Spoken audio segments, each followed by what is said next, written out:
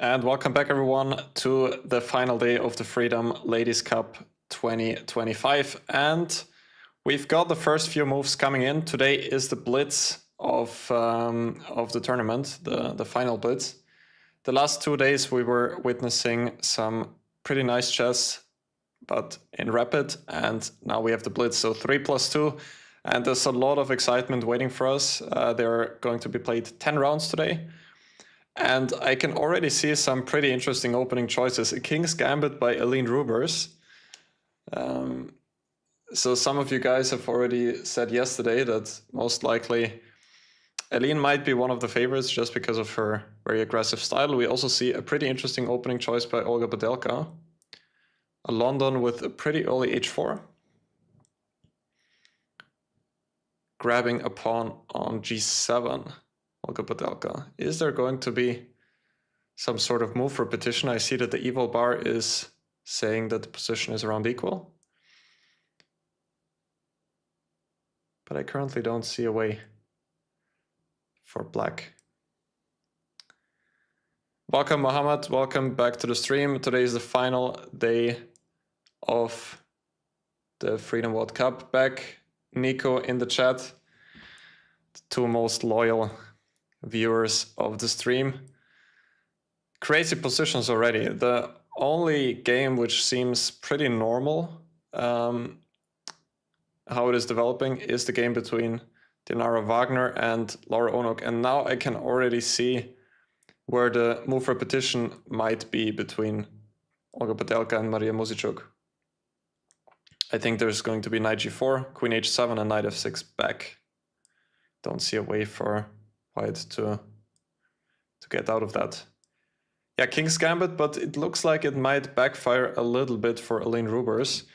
Let's go there for the closer view.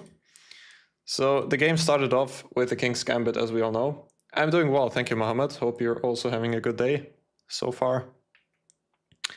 And Anna Muzichuk went for knight f6 here, which is not the main move, but it's actually a solid system, which I've also thought about playing myself with black. The main line now goes f takes e5. And let me adjust this for a second. Oh, it should look a bit better. So the main line goes f takes e5, and then black is supposed to take on e4. And I think this is one of the possible lines here, which is one of the ways you can try to tame the King's Gambit. I think this was one of the lines which I've checked at some point. Take, and now d6. And the endgame is supposed to be sort of alright for black, but definitely not the most you can get out of the King's Gambit, objectively speaking. Aline went for knight f3 here. Now knight takes e4. E takes f4 would transpose back to some normal King's Gambit, some of the main lines. Knight takes e4, f takes e5, and knight g5. So actually it was kind of a transposition from the line we've just seen earlier. Bishop e2, and as I said, d4 needs to be played here. And then we are back to the line. Black should probably go queen h4 here. After bishop e2, however, Anna played like this, and now queen h4, queen d4, which seems like a pretty interesting choice. Because now the pawn on e5 is hanging, and actually I don't see a way for white to really protect it. Queen e2, knight c6 was played, but now again, e5 is hanging. King d1, still an interesting way to hold on to the e5 pawn, very creative. Since now black cannot take because there's going to be a pin in the end with rook e1. So let's jump a couple of moves ahead, since it is a blitz tournament. Now, all of a sudden, anything can surely happen. The king on d1 looks a bit strange, but it's also not so unsafe. Can maybe find some shelter on the king's side later on. Yeah, what's happening in Badelka's game? What is going on here? Is white missing a piece? What happened there? So actually this was... Oh, it is not a repetition. Black has bishop f8 back, trapping the queen on h6. Very quick and precise thinking by Maria Muzichuk, who played very fast all of that. And actually already this trick probably was working here, bishop f8. So probably white shouldn't have taken on g7 here, but instead played more slowly with something like bishop d3 perhaps, or knight f3 first, just preparing to take on g7 at the right moment. Because now it is a piece down for Austria's number one, and also there are only 2 pawns for the piece, and both of them are blockaded. Let's head back to Wagner Dinara's game, who is now having a pretty good position. Maybe there are some sacrifices possible. Knight takes f5. What happened here? Laura Unuk staying true to her system with e6 and b6. She's already played that quite a couple of times in the rapid portion yesterday. Today the stream is available on Leeches, yeah, I've seen that. That's pretty great news already from the start. Yeah, Dinara's opening was, again, this type of Queen's Indian. People are playing this line with a3 now pretty often. I've also played that in the World Cup myself. Actually, in the Global Chess League yesterday, I also saw that someone played my line. I don't think you can even call it that, but the line I played against Yuengi with bishop f4. But Dinara played this pretty basic main line here, bishop e5 provoking c6, so the bishop is blocked out for the moment, but later on Black typically breaks with c5. Very typical play here. Actually, Laura Unuk had a game here yesterday too against Maria Muzichuk, which she has also lost. d5 now works because queen takes d5 runs into bishop takes h7. And now white has established a nice bind in the center, so black should have probably avoided that by not going knight c6, but maybe taking first and then maybe knight d7 is an option, or now knight c6. Because typically if white manages to get this nice center, then white is doing pretty well. As Nico is also pointing out in the chat, Dinara's position does look very nice. Nice knight maneuver, getting to e4. There was a tactic here, it seems, for black. Maybe something like this was working. Yeah, it seems like it does, and then queen f5. But all of that very difficult to see in a blitz game, and especially if you don't have an eval bar in front of yourself, like I do. So she didn't go for the sacrifice on f5, which looked pretty nice at this point. But instead she played it more positionally, taking on b7 first and taking control over the e-file. But now things are heating up here. b5, probably a good idea to find some counterplay. But still, now the e-pawn is advancing very rapidly. Yeah, black should have taken on d4. Now it seems like Dinara is back in control. Again, it is a blitz game, so of course many things can happen now. White can take on d5, so let's maybe go to another game. Olga Badelka, did she make a draw here? I guess this was an incorrect result because she's down 2 pieces. Must have lost her game, unfortunately. Yeah. And now it was updated. So the last remaining game is between Eline Rubers and Anna Muzichuk. So as we've seen earlier, the king was in the center, but after a queen exchange and white winning the bishop pair, white was doing pretty well already here. Pawn on d6 is also very weak. So let's jump a couple of more moves ahead. Very nice position for white. Taking the d6 pawn and winning position with an extra pawn, 2 connected passed pawns and the bishop pair. Let's jump back to the live position. I guess the game is ending. Yeah, it is so fast, guys. The blitz is blitz. What can I say? Aditya, welcome to the stream. Just stopping by to say hello. Hope you can stick around for a bit longer. Always nice to have you here. Why wouldn't Dinara want to play with a4 and maybe a5 ideas? I mean, now she can before she allowed b5. Yeah, that's a fair point. That's a quite typical idea in those lines quite often. So I guess you are referring to those positions after the knight was exchanged. Like for example here to push a4 and a5. Definitely a reasonable plan just to create this weakness on b6. But she was looking onto the king side already, trying to punish black for playing f5, which can be a weakness, and she tried to make use of that by going g4. But I agree, something like a4 is definitely something you can consider, and the computer also really likes it, just going a5 next. And if black goes for a5, then the b6 pawn is always going to become weak, for example here. White is winning. So fair point, Nico. Very, very fair point.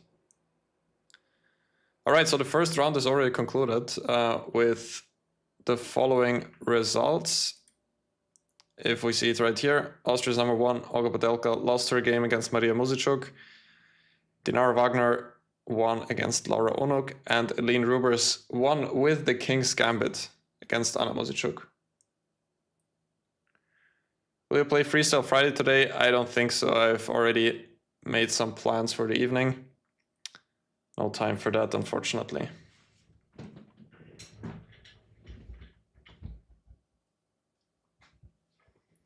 All right, so the first round is already over. Let me briefly see when the next round is supposed to start. In 7 minutes. So we've got some time until the next round. The rounds in general are going to be played in a pretty fast manner. I'm not sure even that there's going to be a longer break at some point. Here you can see the pairings for the next round with the Muzichuks playing against each other. Laura Onuk playing against Eline Rubers and Olga Podelka playing against Wagner Dinara. The Blitz is Blitz, yeah, great quote. Very intellectual.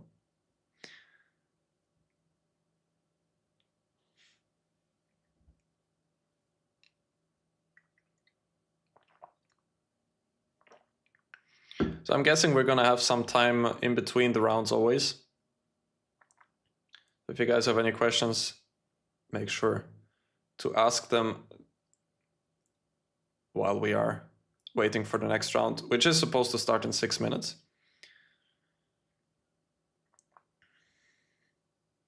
Today, by the way, the venue is also the House of Sports in Vienna.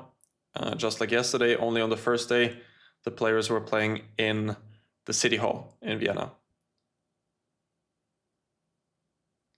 But now it is played in the House of Sports, where simultaneously there is also a GM tournament being played out, which funnily enough, I am the tournament director of that. But there is an arbiter there, so I don't need to be there every single day.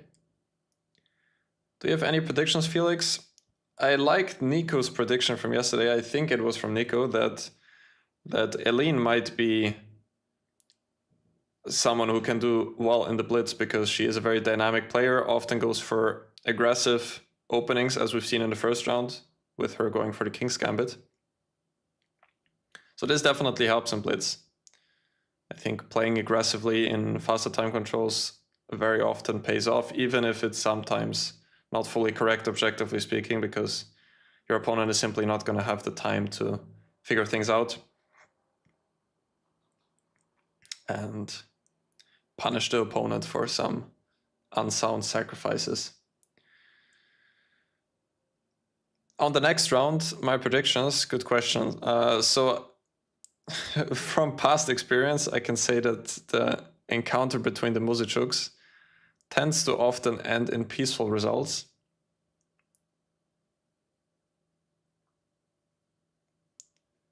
Nico predicts Eline to win, maybe.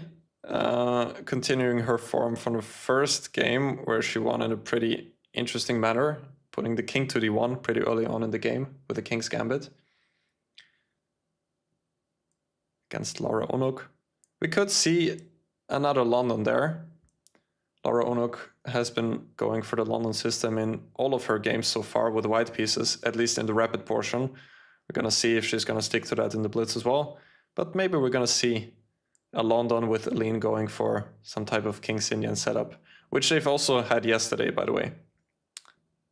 That game ended in a draw.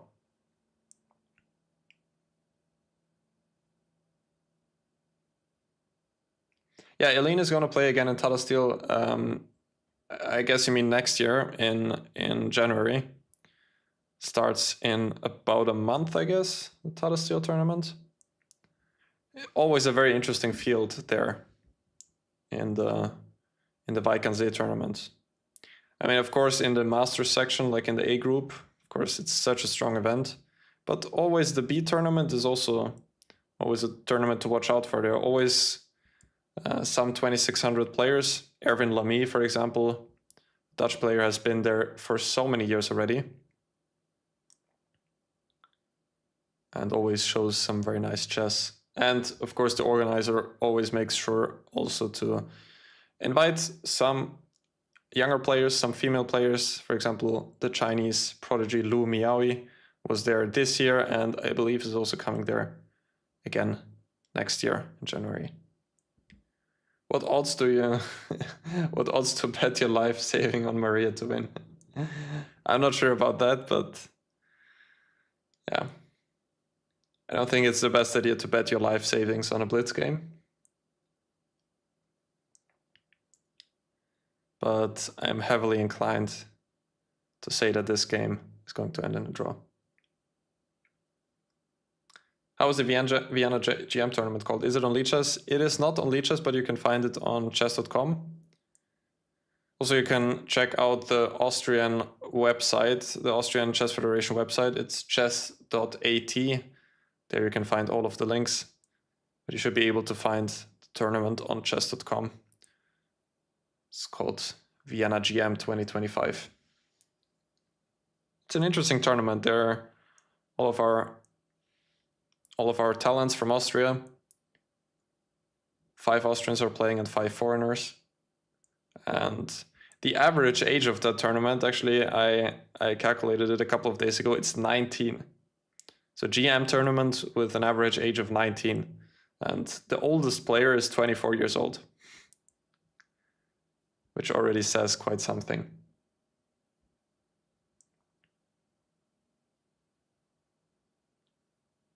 Hypothetically, that the game between the Musichuks is going to end in a draw. I don't know. I give it a 90% chance. Should also try to get a spot there in Wijk. I was there this year, but not as a player. I was there as a second for Grandmaster Hari Krishna from India. I was helping him out at the tournament. I mean, it was always a dream for me to play in Wijk aan Zee. But for me to qualify to the A tournament, to the B tournament, would probably mean that I would need to play the C tournament, which is not so interesting for me. So I'm just waiting to perhaps boost up my rating. And once that is the case, then maybe I will get an invitation. We'll see.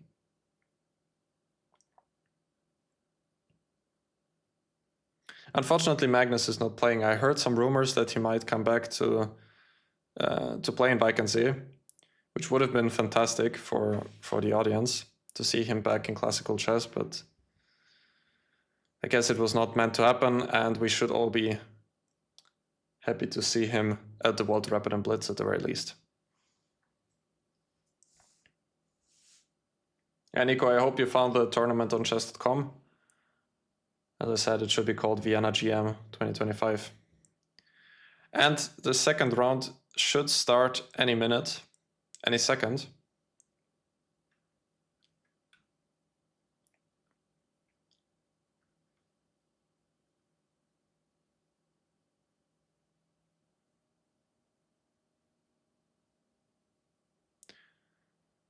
Yeah, of course, I would love to participate in Wijk aan Zee at some point, but there are many players that would like the same, so it's not so easy to get into the tournament.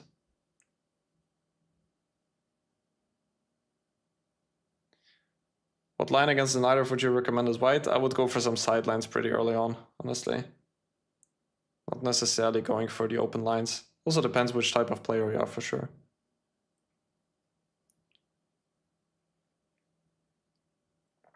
I think interesting is e4, c5, knight f3, d6, bishop c4. I think that's an interesting sideline.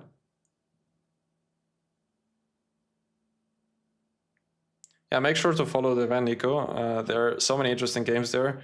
Pechac, who is playing there, Grandmaster from Slovakia, played an interesting line in the first round. He played in the Spanish. He played queen f6 on the third move, the Ruy Lopez.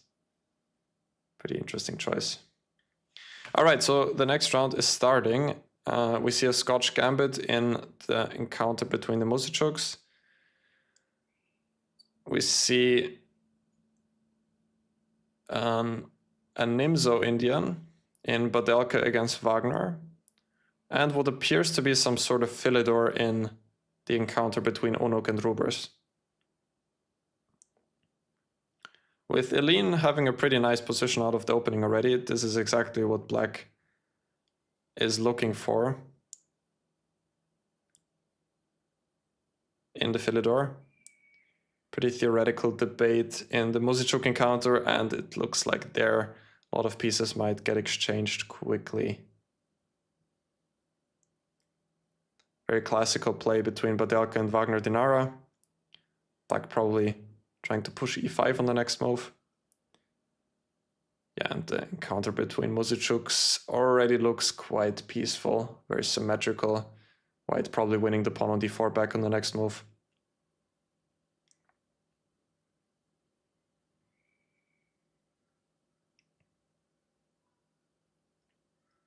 As a sharp player, you should probably go for the bishop g5 Najdorf on the 6th move.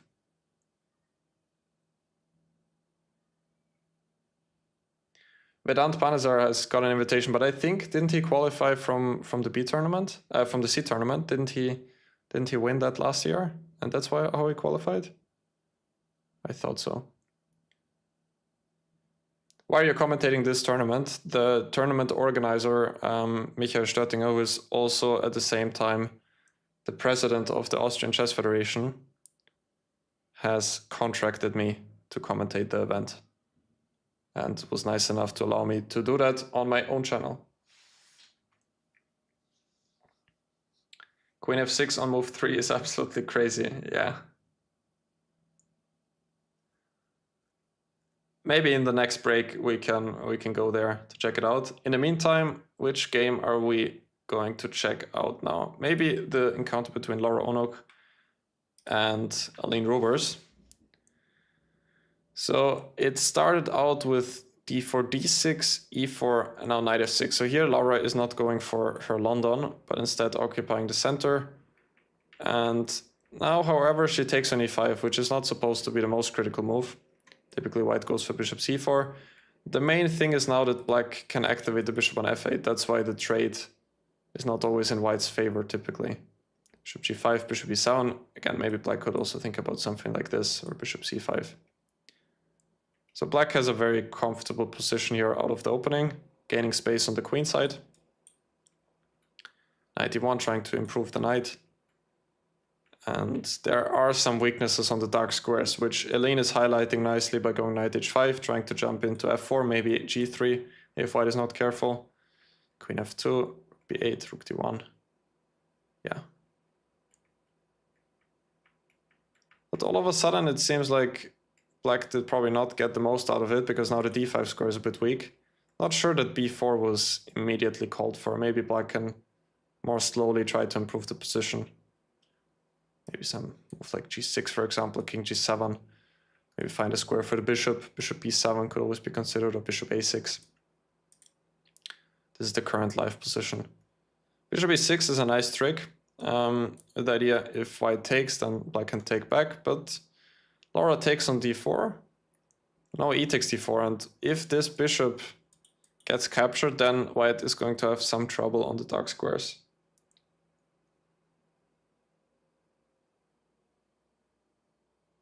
Is the C group invitation based? I think you can also qualify to the C group, but it is mostly invitation based. I mean, there's always one player, I believe, in this whole tournament that can qualify through the qualification process.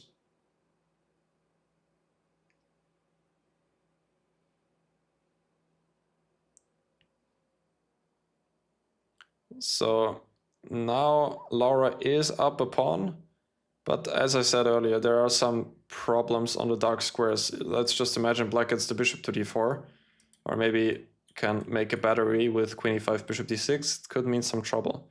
On the other hand, if white is able to consolidate, she is going to be a pawn up. c4. Perhaps trying to prepare bishop c5 at the right time if the knight leaves this square. Also, the knight is on the edge of the board and doesn't have a lot of room to go anywhere. Queen g3, preparing bishop d6 on the next move. Therefore e5. Now bishop g5, yeah, the move I was about to suggest. Queen e1 only move, otherwise bishop f4 is coming. And now, should black keep the queens on the board somehow, or try to go for a good endgame? I could also imagine something like this being pretty good. Rook a7 now. Computer agrees, rook a8 is a big threat. Curious if Aline is going to go for that as well.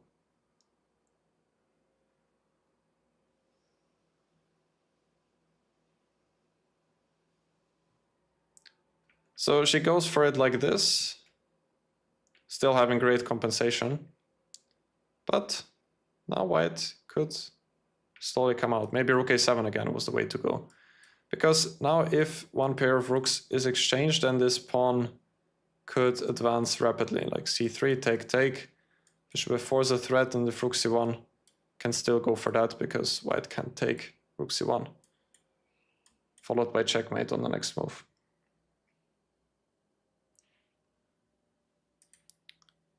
Now this is the current live position. And white might start some counterplay with rook a7. In the meantime, it seems like Maria Muzichuk has a winning position against Anna Muzichuk. So my prediction there is not coming through as it seems. So this line is supposed to be very much okay for black, and when I saw it, it looked like it should definitely end in a draw, but white has some play on the king side here and put black under some pressure. h4, h5, a nice idea. And after queen f6 now, this h6 pawn is always quite weak. Still now black probably has drawing chances, yeah. A lot of trades were happening and white is one pawn up, but it's difficult to keep them both together. The only way to do so is rook a3, and after that, yeah, now it's going to be a draw. So there was a moment where white could have probably won, maybe to try and keep both rooks on the board like this, or try to make some slow improvements like g4. Yeah, not so easy. But it looks very promising for white, even to take on d7 at the right time and rook e7, but yeah, not so sure.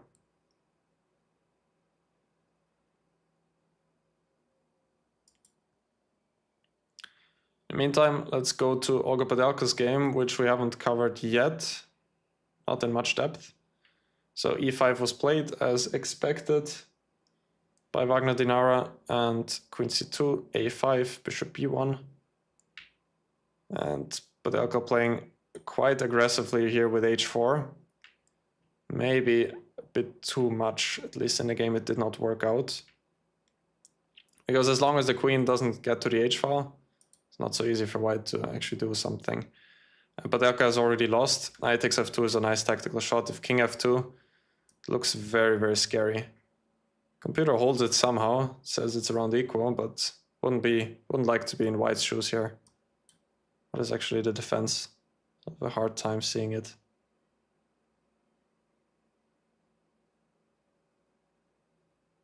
Oh, this isn't classical. Now we are at Blitz.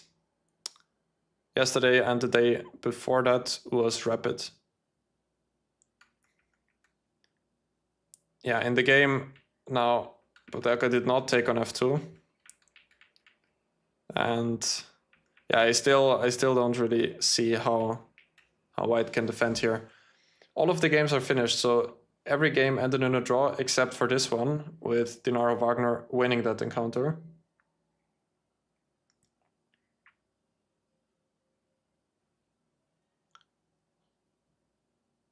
Do you guys see how white can defend here? Maybe bishop e1, is that possible? Yeah, it has to be bishop e1, and apparently white is still sort of surviving here. Maybe rook h3 next, but it's very difficult to spot a move like bishop e1 and blitz too. Yeah, in the game now, since this pawn was gone, after that, I guess it was sort of a more easy conversion for black, with Dinara winning the game in the very end.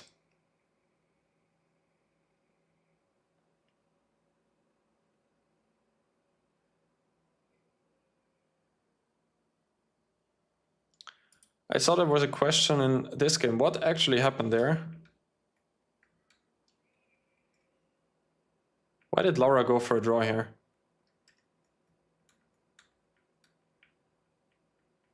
That was a pretty crazy finish. So we saw the game last time here. Okay, 7, bishop f6. Take on c8, rook c7. And now b3. e7. Now black cannot take comfortably here because then this, and with one extra pawn on the king side, this should be winning for white. You can slowly try to activate the king and then push some pawns on the king side. If black had an extra pawn on f5, then it's probably a draw. Or on f7. So in the game, b2 was played. Now with the idea of white queens, then black can also queen. Rook h8 check, king h8. And now white has an extra queen. But Laura went for the repetition of moves here. Which I don't fully understand, because white can just slowly try to bring the king. And there's no way that white can actually lose here. Black can probably just wait, and white is going to bring the king. Maybe put the queen to c2, and then activate the king and start pushing some pawns. Or maybe also what is possible to just put the king to c2, like this, and then with the queens and an extra pawn on the king side, it should be fairly easily winning. My question was, didn't rook takes f3 work in Eline's game after queen e1? Where was queen e1 played? I mean here, rook takes f3. So if I take here, then you're probably checkmating me, yeah? So bishop e3, king h2, and... Where is it checkmate actually? Maybe just bishop f2? No, that's not it. White can protect with queen f1. Hello, Seto Patra, welcome to the stream.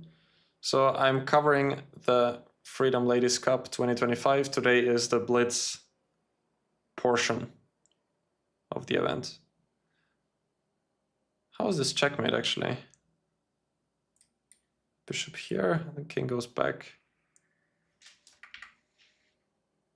What am I missing? Can black just slowly try to bring the rook somehow? I was thinking ideas like this. It looks a bit slow. Also, white has counterplay with rook d8 check, king h7, queen b1 perhaps.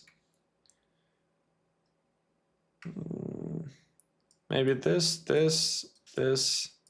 and then rook g. Rook b6 is hanging. What am I even talking about? White can just take here.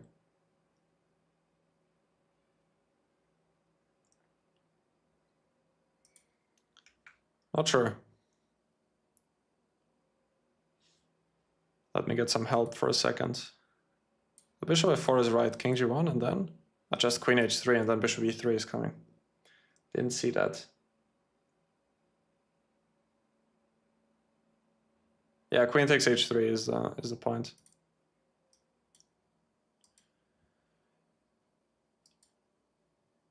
In Wagner's game, after knight takes f2, you had another question there. Let's go back here. Knight takes f2, king takes f2, queen takes e3, king f1, knight g4, rook h8. Looks nice. Yeah, that's actually a good point which you made. It is a nice tactical idea, but there are probably no discoveries. I mean, there is knight f5 though. But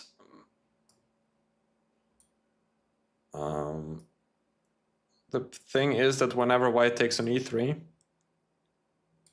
then black takes back and there is a fork on the king and the queen. All right, so let's change the view. So these are the results of this round. The next round is supposed to start in 3 minutes. Yeah, just king g8 in the last game.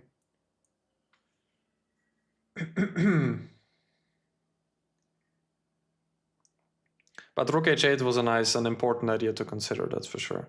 I overlooked that earlier. Yeah, so the encounter between the Muzychuks did end in a draw. However, with Maria having considerable winning chances at some point. Felix, why do the sisters keep on getting invited to the same tournaments when they keep playing these draws? Well, because they are the best players in the world. They are one of the best female players in the world.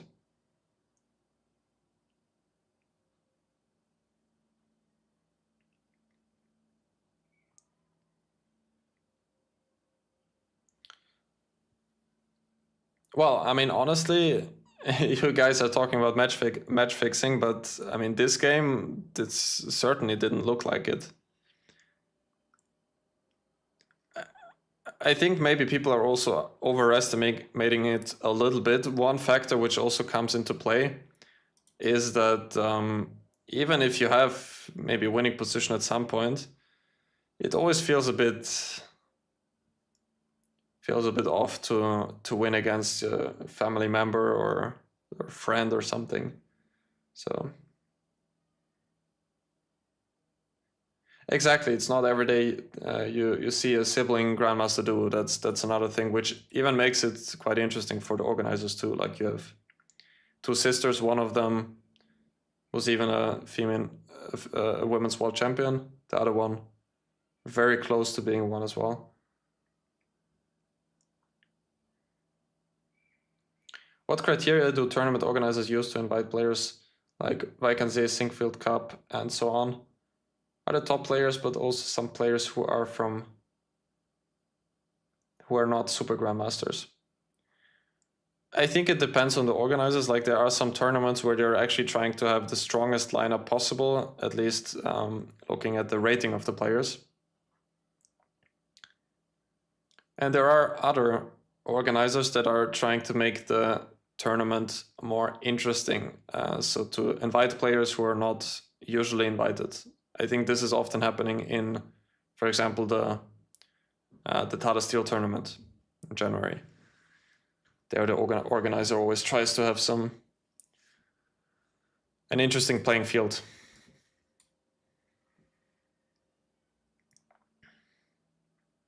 Rook 1 to e6 was an idea in the previous round. Let me quickly go there. So I assume you mean in that position where I was thinking earlier. I guess here, huh? Yeah, that's a pretty cute idea. Rook 1 to e6. Picking up either c6 or f6 on the next move. And if black takes, then both of those pawns are hanging. That's a pretty cool idea. Rook 1 to e6. Thank you for noting that. All right, so the next round should start any second now. With the following pairings: Dinara Wagner against Maria Muzychuk, Eline Rubers against Olga Padelka, and Anna Muzychuk against Laura Onuk. Interesting opening choice by Eline Rubers we see here. Knight dropping back to e2. Typically black goes to b5 in that line. Caro-Kann by Laura Onuk, and an exchange Slav between Wagner Dinara and Maria Muzychuk.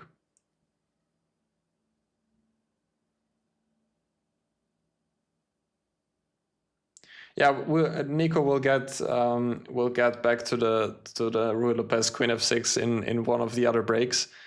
Unfortunately, there was no time for that just yet. My current FIDE rating, the FIDE rating is 2530, but my live rating should be around 2540.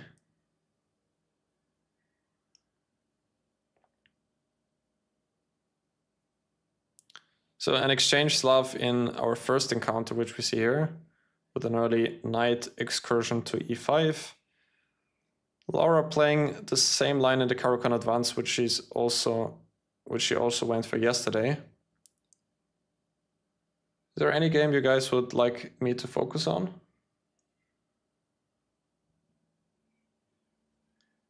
My favorite pick would probably be Badiaka's game. Maybe we could go over the opening stage there, if that's okay for you guys.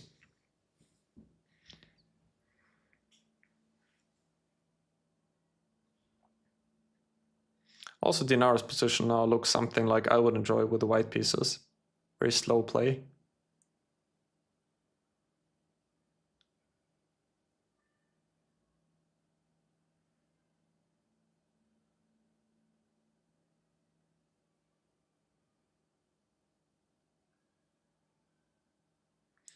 Prediction, Olga to win, Dinar also to win, and also Anna to win. Christian Vukatin, welcome, and thank you for supporting me. Lynn Riber is now having all of a sudden a pretty nice position, as it seems.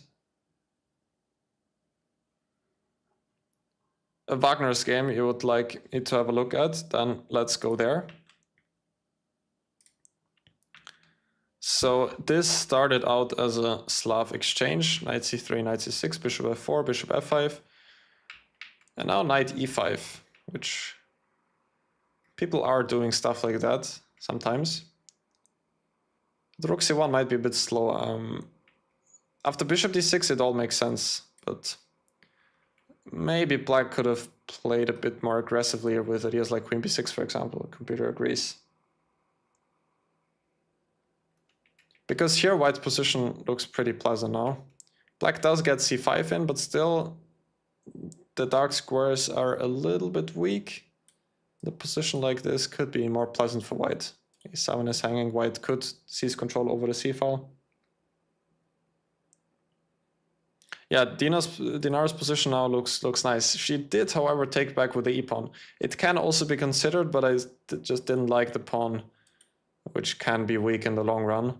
If white establishes like a bind with the knight to c5, then it could pay off, but I would have really enjoyed queen takes d4 here from the white side. Boring, boring, boring. You want to go to another game? Then let's check out this encounter. So that started with the Kalashnikov, with Rubers going back knight e2 now. Knight f6 was played, and knight c3. So people are doing stuff like this. This also against the Sveshnikov. This is sort of a small sideline, which white has started playing recently.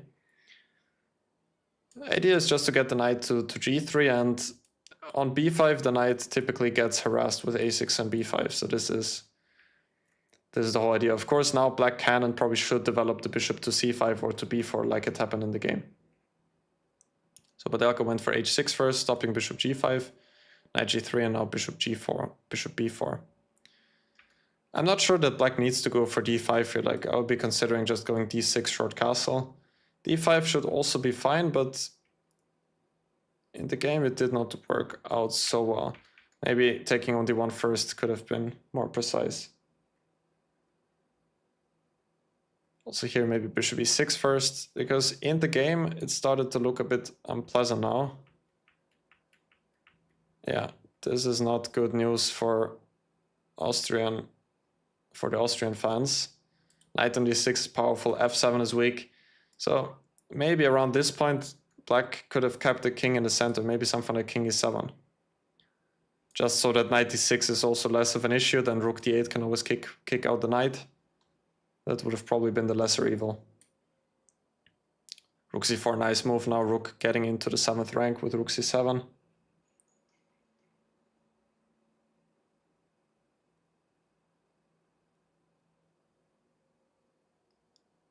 King h7, rook c7 coming. White is going to pick up a pawn. a5, and now I guess white can take on f7 next. Guys are discussing the Berlin, yeah? Sveshnikov, the Berlin of the Sicilians. Yeah, or the Najdorf, you could say both. Even though I would say that the Sveshnikov is probably even more forced, so... yeah. Bishop c2 hitting e4. Maybe let's check the game between Anna Muzichuk and Laura Onuk. King is on f6 here. So that was this line, which we've seen already yesterday, knight c6, d takes c5, and bishop g4. c3, e6. Laura played that yesterday too. I think also against Anna Muzychuk in the last round. Knight e2, knight takes c5. And now queen a4. I think she did that yesterday in a bit of a different manner with queen a4. But here it seems to be more effective. Now she won the bishop pair. Typically black would like to go back with a knight to c6, but that doesn't work here because the bishop on g4 is hanging.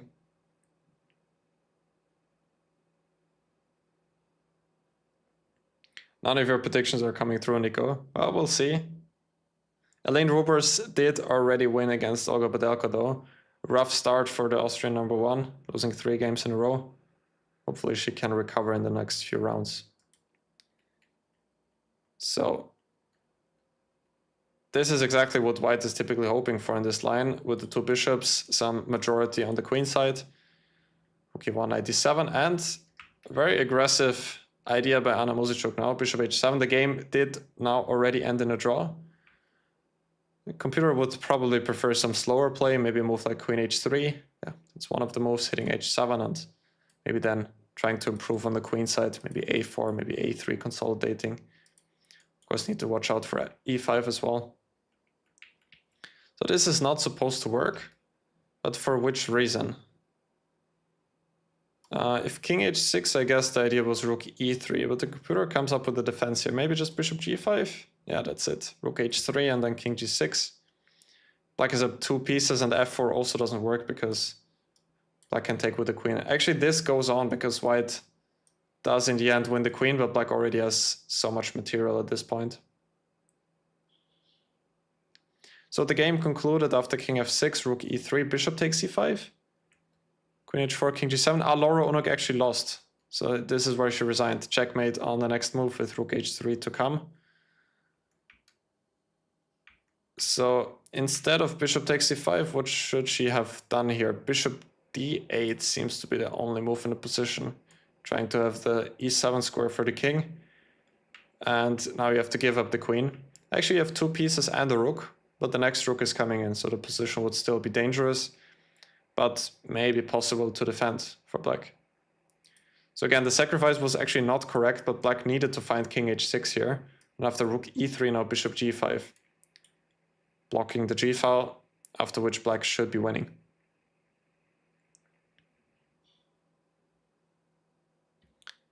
Yeah, and we have all results in this round. As I said earlier, Badelka lost against Elaine Rubers, rook h7 coming on the next move with checkmate. Let's see how the game between Dinara Wagner and Maria Muzychuk concluded. So this decision with e takes d4 made me a bit sad because I was looking forward to seeing Dinara grind something out of it after queen takes d4. Christian, welcome to the VIP Patreon program. I hope you enjoy some of the exclusive content on my channel. Yeah, so Dinara trying to get her knight to c5, but black has a lot of activity here, and it looks visibly very nice for black now with the knight on c3. Computer still claims equal with this concrete idea, which was played in the game. Now actually, these 2 trades looked like they are nice for white. Maybe this was all part of Dinara's plan. But still, I don't think that black should be so much worse, like even if some slow moves. But yeah, maybe bishop a6 is also coming.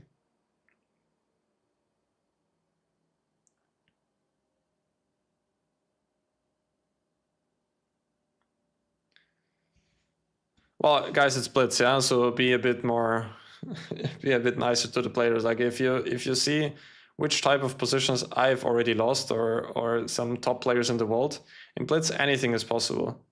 They are doing their best, so. And we're speaking about the best female players in the world, so don't be too harsh. They are playing good chess. So this happened in the game. Now white has the c5 square. Still shouldn't matter too much because the a2 pawn is always hanging. Black has a lot of activity here. I like Maria's play so far in the blitz. Gaining space on the king side, very nice.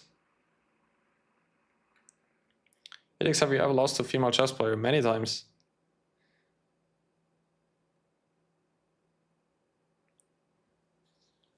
Maybe not many times, because I don't play, like we don't play against each other so often, but quite a few times.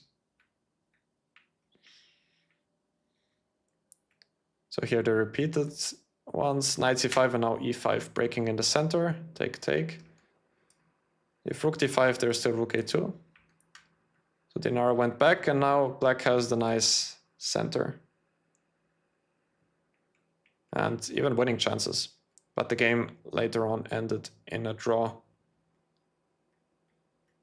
Here it seems like they made a draw. There are possible repetitions like king e6, rook e8, king f5 back. Black did have some advantage at some point. I would have thought that rook c5 could be nice just to seize control over the c file. That probably kept winning chances alive, and then maybe a5, a4. Putting the king to f5 looks nice for black.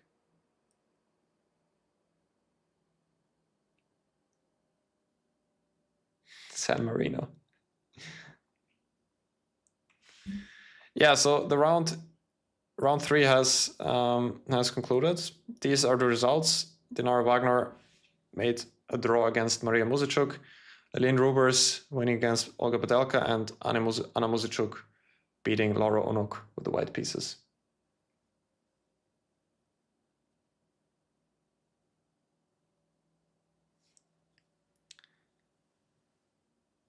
Yeah, don't try to make sense of blitz games. I think that's generally a good advice. Like, if you do badly in blitz, it has nothing to do with your overall chess skills. So there's no worry about that. Yeah, queen f6 is coming now because the next round is starting in 6 minutes. So Nico, your patience has paid off. Let's just open this board.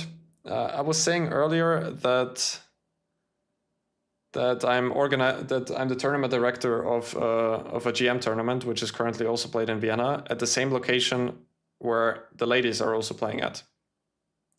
And I was saying that in the first round, Grandmaster Pechac, who is one of the grandmasters in the tournament, played this line against the Spanish. Generally, there were many interesting opening ideas already in that tournament. Players are preparing seriously. So what do you guys think? What should white do after queen f6 here? I think Nihal has also played it in the past. Maybe in some bullet games or blitz games. I don't know if you played it in classical.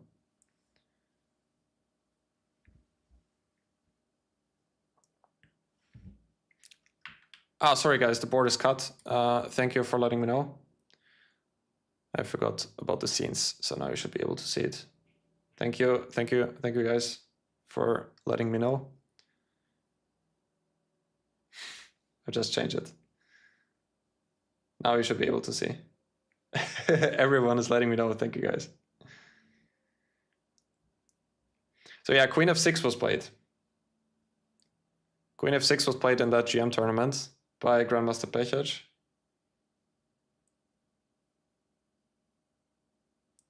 Yeah, I would also assume that some early d4 and just sacrifice everything should be pretty good. I haven't really checked it just yet, but there should be some way to punish that from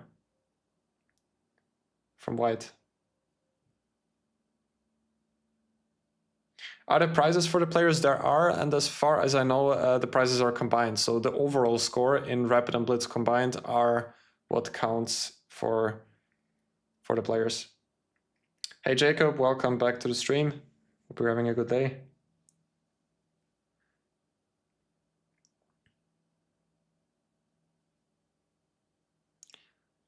Yeah, today very active chat. Thank you all for taking part in that. Makes the whole experience a lot more fun for me. Only Nexus Knight is missing, yeah, that's true. Yeah, so after queen f6, let's actually analyze this for a second until the next round starts. So what are the best moves here? Computer says c3 is good. I think in the game, short castle was played, which probably does let black escape with a playable position. So this is how the game went. c3, knight e7, rook e1, bishop a7, d4, and now h6, covering against bishop g5. And the game went like this. Take, take everything. And white had a bit of a better position, but was not able to get something substantial out of it, and the game later on ended in a draw. So on a quick note, the computer says either knight c3 or c3 are the best. Knight c3 is also quite sensible, preparing knight d5. And if black has to go for knight e7, it looks a bit ugly because the bishop here is just not getting out quickly. So knight c3 might be a pretty good and easy move here for white. Why would you put your queen to f6? Yeah, I mean that's a good question, but yeah, he was just trying to surprise his opponent, which did sort of work out in the game.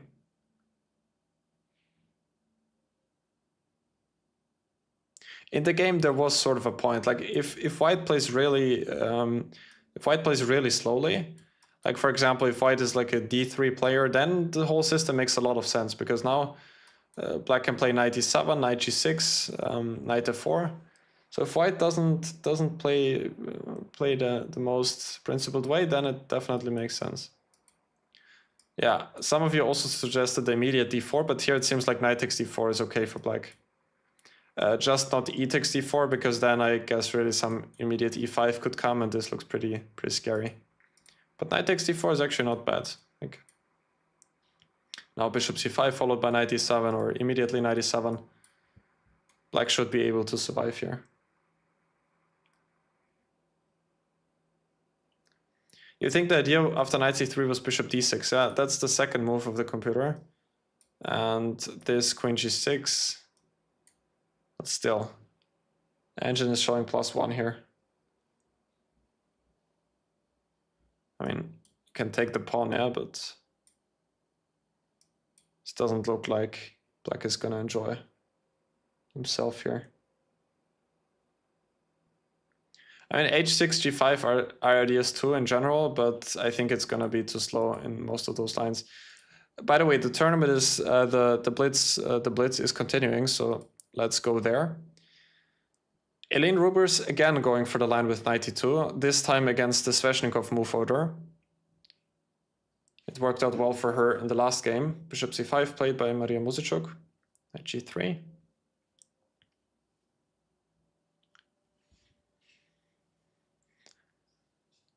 Anna Muzichuk playing an Alapin against Wagner Dinara. Actually, it was not an Alapin, it was a Moscow, Sicilian Moscow.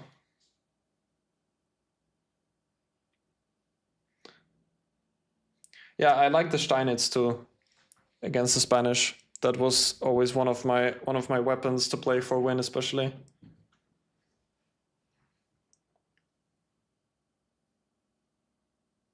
Thank you, Venetiano. I appreciate it. Thank you so much for your kind words. Very nice of you.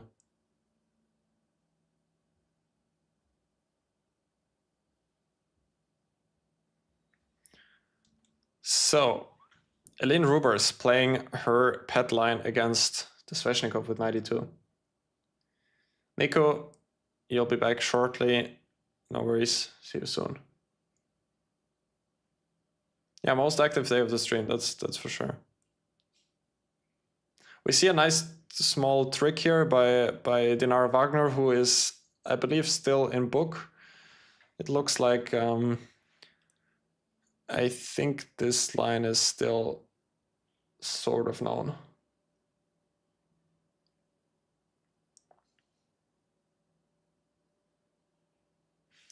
Yeah, this Spanish Ruy Lopez Steinitz has a lot of similarities to the King's Indian quite often. Yeah, that's true. So we see a Catalan between Laura Onuk and Olga Padelka. Looks quite playable for black now. Establishing the knight on d5. Yeah, great question, Venetiano. What do I think about the future of women chess? There are a couple of players who are who are very, very promising. I mean, if you look at Indian chess, there's a lot happening there. Specifically, Chinese women chess also always something to watch out for. Lu Miaoyi is probably one of the biggest talents in women chess currently. And of course, we're also looking at some of them playing in this tournament, like Aline Rubers, Olga Potelka, for example, still pretty young as well.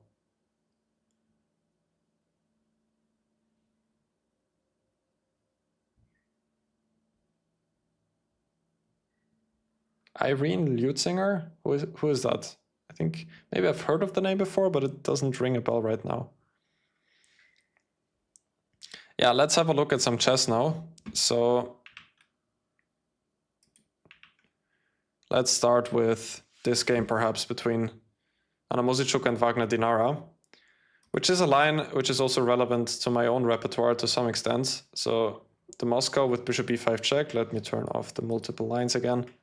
Just analyzing with the eval bar. Short castle, knight c6.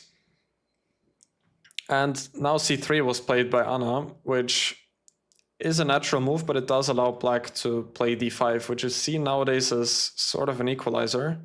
But Anna got something out of the opening now. It is very similar to an Alapin, just that the light squared bishops got exchanged. Take, take, knight f6, queen a4.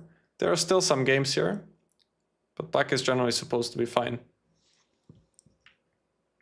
With exactly what Dinara played, now b5. Also, this should not be the end of the world for black, but maybe white can play for something by establishing a knight on c4. So she goes b5, queen b3, take, and now a4. And here, this seems to have been the mistake. Maybe black should have moved the rook somewhere, maybe to b8, then intending to take back with a pawn. Because after taking, this endgame looks unpleasant with the weak pawn on a6. Now maybe something like knight c4, probably winning the pawn on a6 on the next move.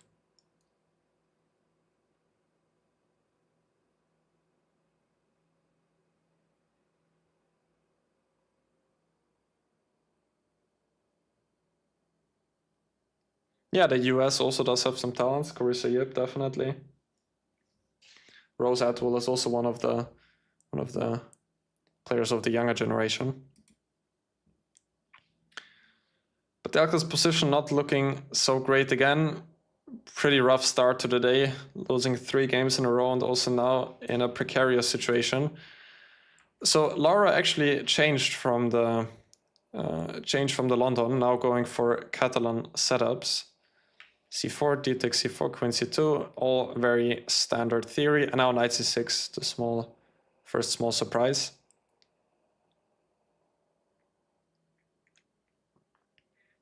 It was not the Alapin though, it was the Moscow. It was the Sicilian Moscow with bishop e5 check, but the whole structure is quite similar, definitely. Yeah, this is the way Badelka played now, h6. Some people are doing that nowadays. The point is often that black wants to wait for a move like rook d1, for example, and then has ideas with e5. And now white cannot take because the rook is hanging. There were even some games, like in the candidates, I believe, it was played by Hampi Conero from the black side against Goryachkina, if I'm not completely messing things up. Knight a5, c5 now. And yeah, around here I thought Badelka's position should be pretty much alright. But knight takes f4 was wrong. I guess knight b4 should be played, not even knight f4. What else? I mean, that looks pretty strange. I guess white has a difficult time holding on to this pawn still, even though if the pawn drops, white has this nice center. Quite difficult. I would have also taken on f4, I believe. It's crazy how quickly things went wrong here. b3 giving away the c3 square though. I'm sure I like that so much. But now it's getting out of control.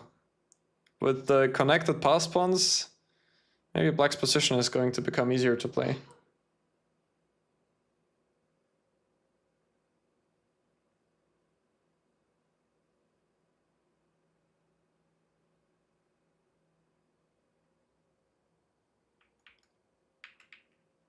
What about the bishop? Bishop was left hanging. Oh. So rook d2 here.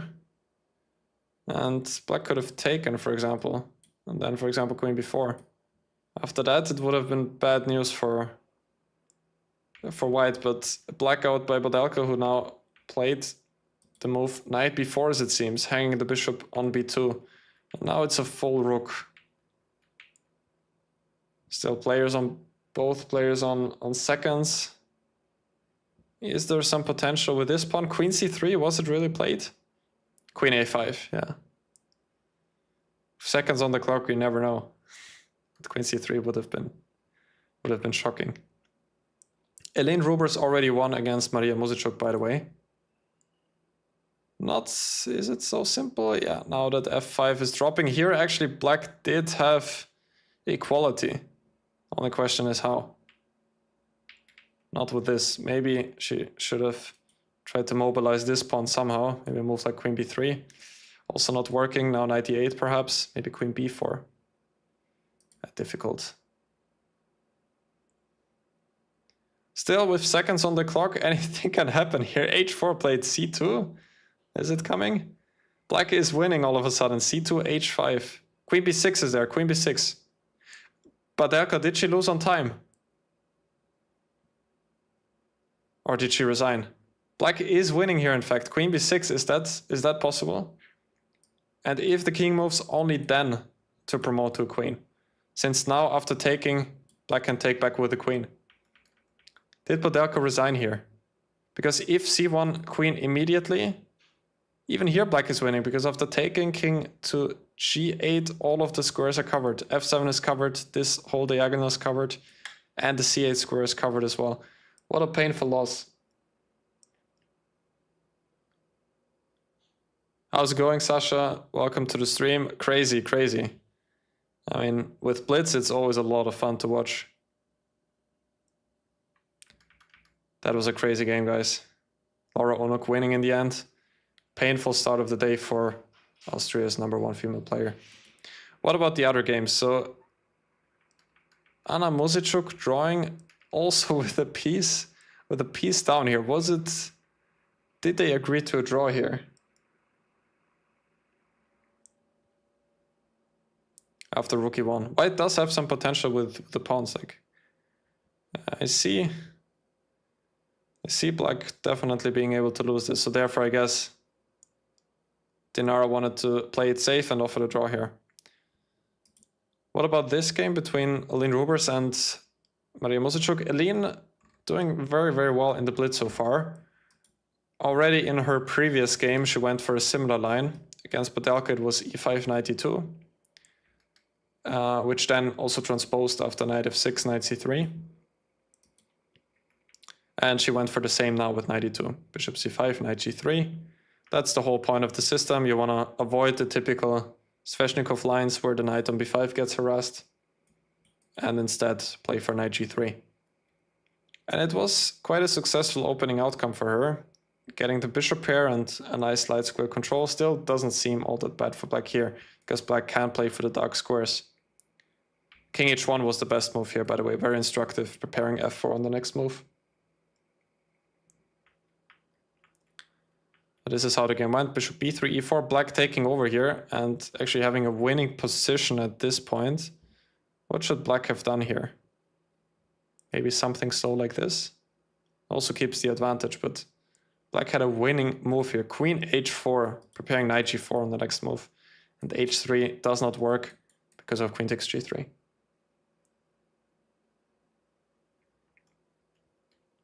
But e3 was played. And now white, in fact, is winning. I assume because of the strong bishop on b3. Still, winning is a bit rough here. Very difficult to understand. But look at the bishop on b3. Very strong piece. And after some mutual small hiccups, in the end, Aline was able to win the queen with rook takes g7. Yeah, queen h4 was instructive at this earlier point. So this is where it went wrong for black earlier with the move e3. it's opening up the f-file. Also taking on d5 is probably not really in black's interest because it's only opening up the bishop on b3. So instead queen h4, you can miss that definitely with just preparing knight g4 next. But even a move like rook e8 and knight g6 next would have been very nice for black. And only playing e3 if it's actually working concretely.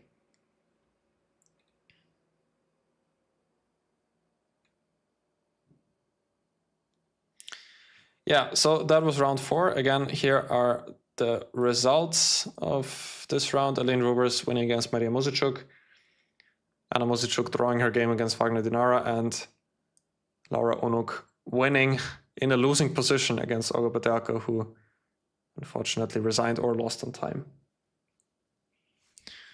So what about the next round? It's starting in 7 minutes. We have the following pairings: Maria Muzichuk playing against Laura Onuk, Olga Badelka against Anna Muzichuk, and Dinara Wagner playing against Aline Rubers. Yeah, it's 10 rounds, 10 blitz games. Next up is the 4th round. Well, the blitz is gonna be quite fast. So I don't think we're gonna be much longer here than yesterday. Yesterday we were streaming until like 5:30 p.m. I think Central European time. I don't think it's gonna take much longer than that. Maybe even earlier. Yeah, e3 was the mistake in that earlier game we've been looking at. You're right, Veneziano.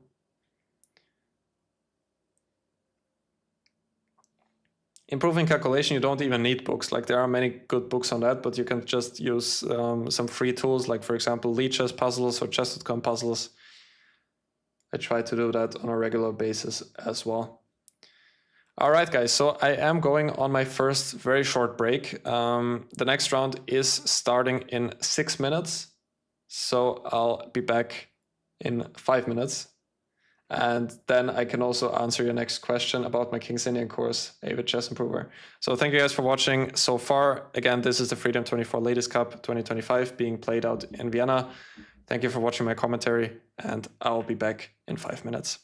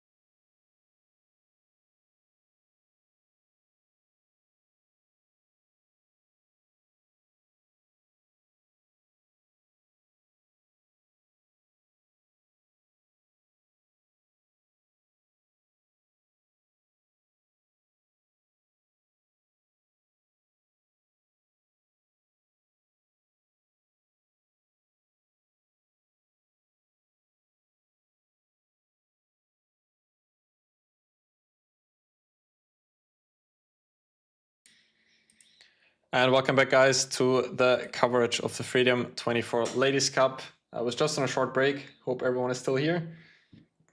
And the next round has just started. The game started, yeah, you are right. What did I miss in the chat? What did I miss? In case I missed any questions, don't hesitate to ask them again. Some theoretical debate in the French, as I see. The French burn variation. And two fianchetto setups. Elaine Rubers, again with the King's Indian. I think the line she's playing is quite tricky, actually, and we might see some nice tactical ideas there. Maria Muschuk being a pawn up, but black having very nice long-term compensation because of the doubled pawns. Padelka establishing a Marozzi bind. Looks like a nice position now. And this is what I'm talking about in the Rubers game. This is exactly the kind of trick I was looking at earlier. So if we can go to that game. Hey, Nexus Knight, welcome to the stream. Again, we are live today. A lot is happening. Many of you guys very active in the chat. Always welcome to see that. All right, so let's have a look at this game in the King's Indian. This is a line in the fianchetto system, which I believe to be quite interesting. Computer doesn't really like it, but I've seen some people falling into some trick here. Like, for example, now there's the threat of queen takes d4, so you cannot protect c4 like this, because queen takes d4 is picking up the knight, and yeah, black is winning. So Dina went knight b3, queen b6 back. Now I'm wondering if maybe queen b4 was the way to play this here, or maybe some other way, because there were some nice tricky ways to ask questions to white here, but not 100% sure what was the most precise way. So she played it like this. Now white is definitely better here. Very typical, this type of King's Indian position now. White has all of the space in the center. But black is very solid. All of the pawns here on the 4th rank. You know what? You would much rather be white, yeah? Well, white is definitely better here, but don't underestimate Eileen. Especially in King's Indian positions. So d5 is always a break which white needs to watch out for. At some point you can also think about playing h5. At the moment she goes for knight to f8. I was also looking at this to target this pawn, but maybe white can even go for b4. d5 is always the question if it does work or not. Typically it fails because of those ideas, taking and going e5, and after that d5 becomes weak.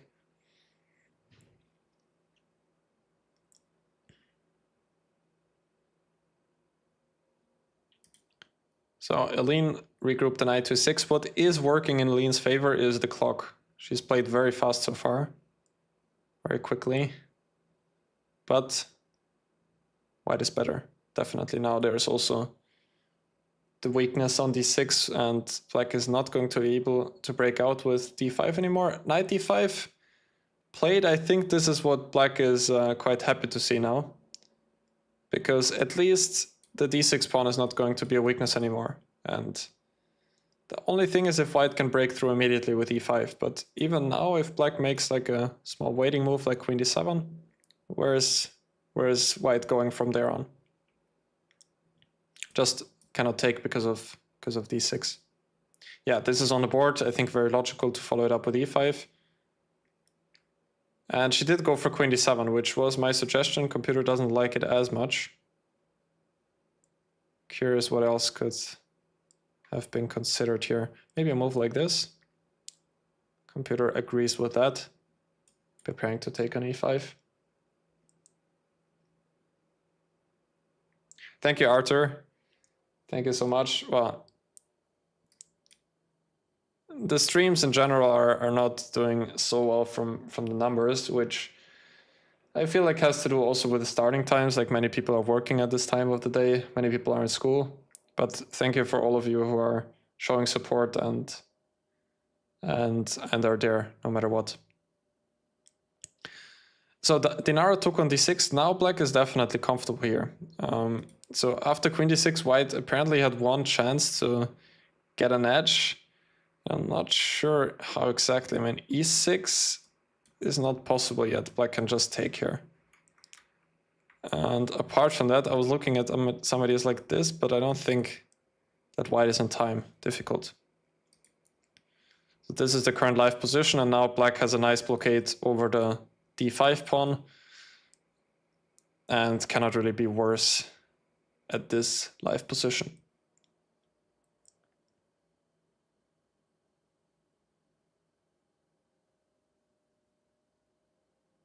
Yeah, Roberts' chess is always very nice to watch. I played her once, a couple of years ago, made a draw against her. Was in quite some trouble out of the opening, but then managed to get to some endgame, was trying a bit there, but then ended in a draw.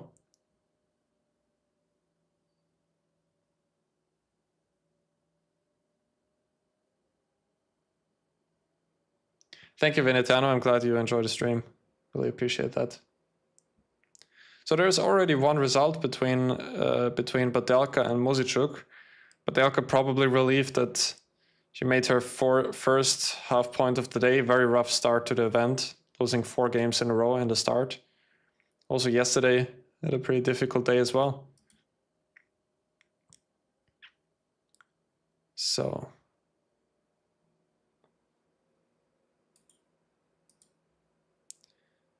this was the position. I was thinking that white should have a pretty nice position at this point, because black's pawn is weak on d6. Also g6 is not really helpful here. The dark squares are weak. Black's position is still fairly solid though. And a player like myself would certainly take on e5 immediately. But the thing is here that the doubled pawns can actually also be helpful for black if black manages to establish the knight on d4. Anyway, in the game, this came, and now they went for a repetition like this. Still, white is clearly better here, objectively speaking. Maybe e5 can be considered. D takes e5, f takes e5 with this idea, but now knight takes e5 might be working. I don't know about that. Not so easy.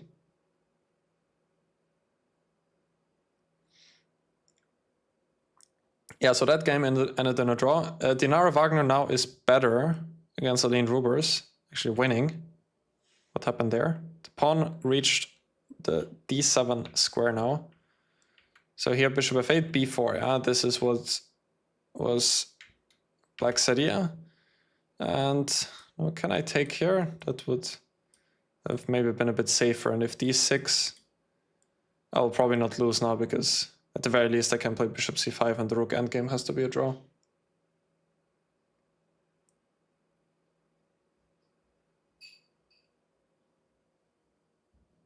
Who is that blue colored guy in your profile picture? That should be me. Yeah, but Elka certainly wanted to stop the bleeding. Yeah, that's exactly, yeah. And Dinara now is winning. I see a couple of ways to end the game now. Queen d4 is probably the most forcing of all of them. And what about the encounter between Maria Mosichuk and Laura Unuk? In fact, that game started off as a French with bishop g5 and now h6. Laura Unuk going for this very modern line, which is a pawn sacrifice, e takes d5, but black does get a lot of activity and immediate play, especially with the bishop pair. Bishop b4, bishop b5 check was played. I think this is the main move. Bishop d7 and now queen e2. I think, what is the way? I think this is what opening experts are now trying to do here. And I'm just trying to think again how the line goes. Is it this? No, then bishop e7, of course. What am I talking about? Is it castle, knight e2, knight c6 perhaps? No, not knight c6. Any of you guys know how the theory goes here? Rook d8, castle.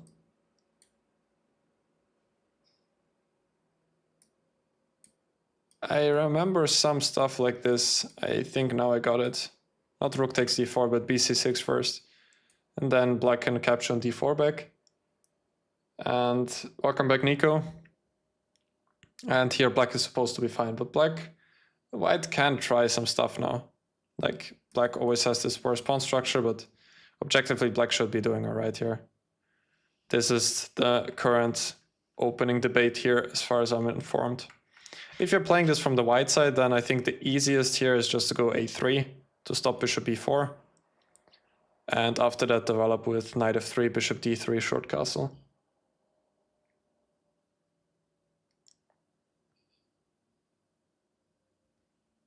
So, all of the games are finished. Dinara won against Aline Rubers. A game between Batelka and Muzichuk Anna finished in a draw, and likewise between Maria Muzichuk and Laura Onok also finished in a draw. Okay, so let's change the board view for a second. Now here are all of the results of this round. And the next round is starting in 48 minutes, as far as I see, so there should be a lunch break now.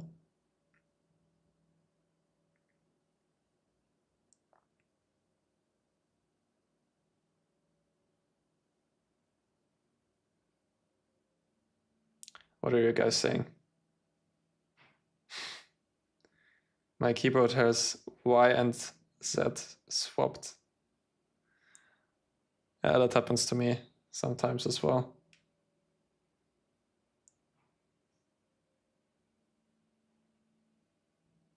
Yeah, it's a shame. Let me double check when the next round is supposed to start, but I think now there should be a lunch break.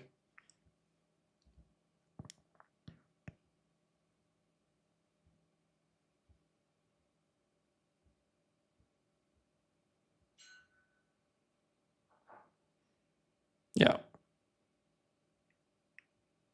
So the next round should start at 2:20, as far as I see.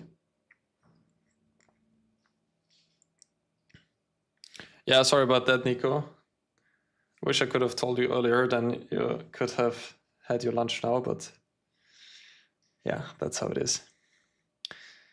So maybe we can have a look at the standings finally. The rapid section was won by Maria Muzichuk, but there is an overall score, which means that the final standings are decided as a mix of rapid and blitz. So you need to perform well in both of the events to win the overall event.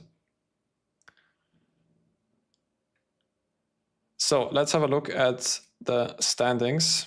As you can see, Dinara Wagner is leading the blitz with 4 out of 5, followed by Aline Rubers, 3.5 points. Then the Muzichuk sisters both on 50%, Laura Onok on -1, 2 points, and Olga Batelka on 0.5 point out of 5, having a pretty rough day at the blitz.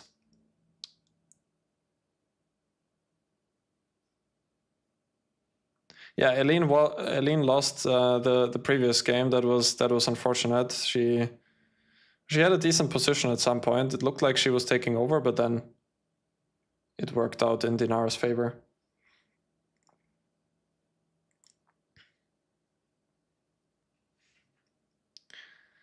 I'll be staying with this tournament. I will not be talking too much about at least not watching the games of the Global Chess League. I'm only covering this event for now. Yeah, so final question before I go into my lunch break. How old were you when you decided to go all in chess? First of all, I'm not sure that I go all in chess, but once I finished school, I decided to try things out with chess. which was when I was 18. I was actually not sure before that, like if I want to study something or maybe pursue another career path. But it was more of a spontaneous decision then, just to stick with it because I didn't really know what else to do. I had some other ideas, but none of them were like so great that I thought it was worth giving up chess or doing less chess. Anyway, so I will go on my first longer break and I will be back in around half an hour. The next round starts at 2:20 p.m. Central European time. And after that, I'll be back to answer all of your questions. So thank you all for watching the event so far. And it is now halftime. After that, we're going to continue with the tournament with almost no breaks anymore after that. So we're gonna watch the event after that. So thank you guys, and I will see you guys soon.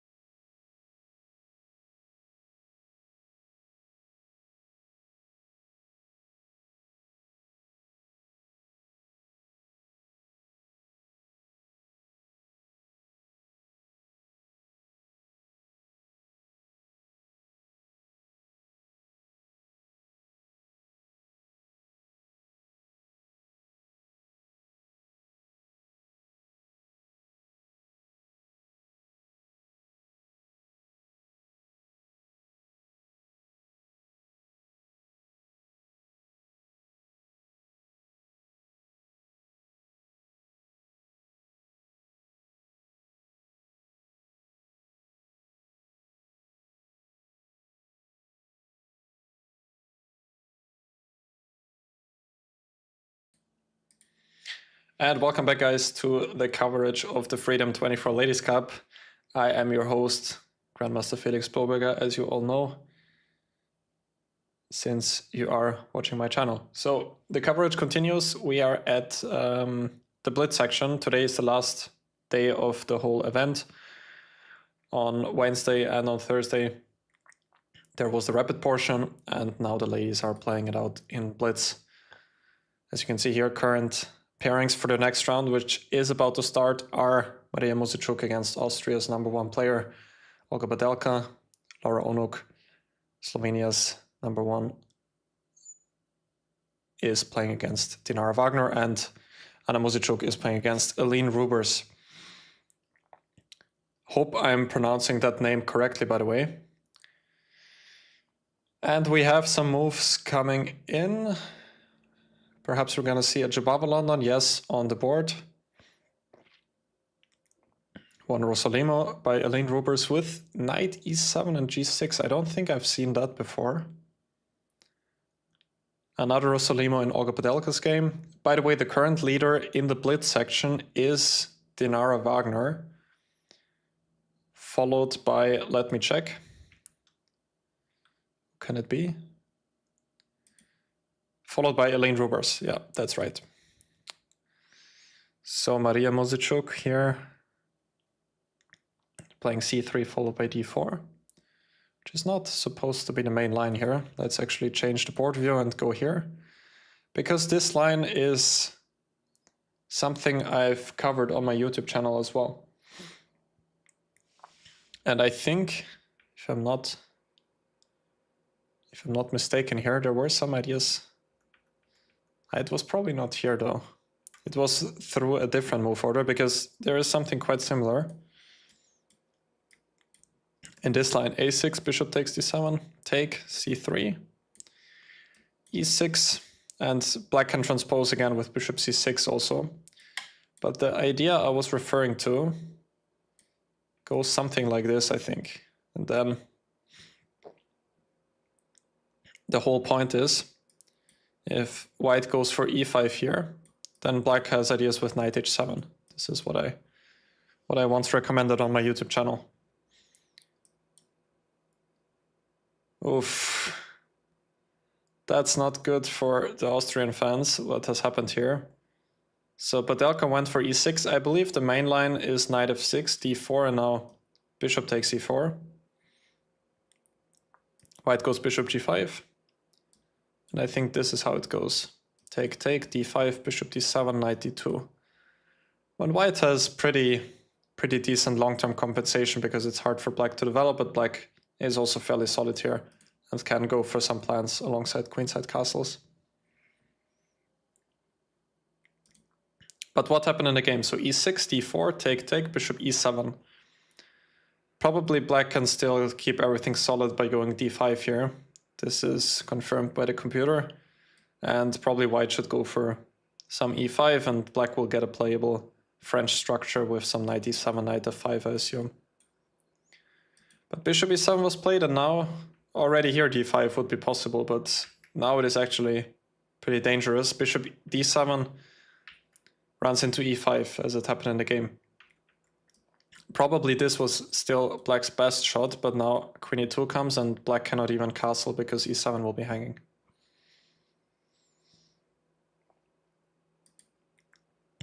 So Badelka took on e5, then d6. This is the whole idea of white. Bishop has to drop back to f8, and now knight takes e5. Objectively speaking, white is winning here, but it's still not a clean conversion, that's for sure. Bishop g3, bishop g7, because if black can get out, it will certainly not be so bad. Computer gives almost +6 here. Is there a way to immediately end things? Maybe knight takes, because I see some tricks here. Knight takes d7, runs into rook takes e6. This is what I've seen. Take and queen h5 is going to be checkmate. But what if queen takes d7, then just this, and knight e4? Or even queen d4, even stronger, winning a piece. So this would have ended the game on the spot, knight takes d7. Well, I guess this is still possible though, but yeah, for example, take a knight d5 is lights out. All right, so in the game, Blohberger is still fighting. Black is not even material down, but of course in a pretty difficult position with the pawn being so far advanced to d6.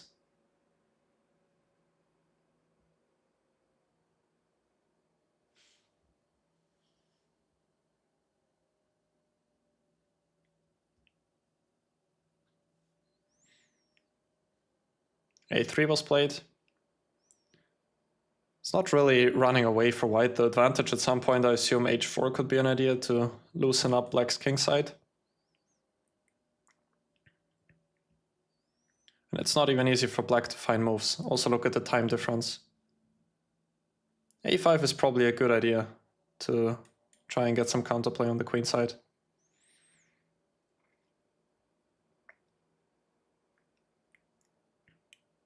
All right, so let's have a look at some of the other games. Dinara Wagner is much better against Laura Unok. Very strong knight on e4 here. And this was a Jabava London. Take, bishop g4, one of quite a few systems which black can play here. Only thing you need to be careful is not to run into knight c6, knight b5, which is already pretty bad for black. So this, queen takes e2.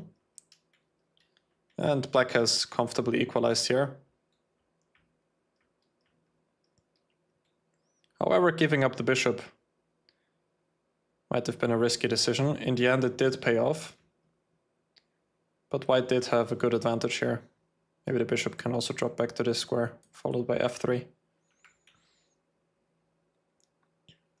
But this was played, and then black wins back the pawn, and strategically speaking, black is doing well because the knight on e4 is such a powerful piece, which now we are also seeing in the game. Black is up a pawn, but still not so simple because this pawn could be running.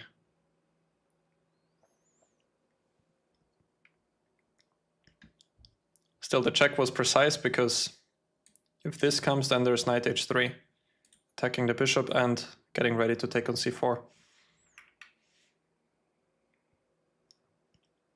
So I'm actually not sure what white should do. Maybe stay here, and then if black takes, try to make an outside passer like this.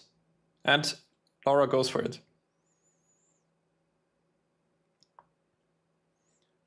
Looks like Maria Mosichuk is winning, by the way, in her game against Olga Blohberger. Yeah, and that game is over. Queen takes h6 is coming, and there's no way to stop it.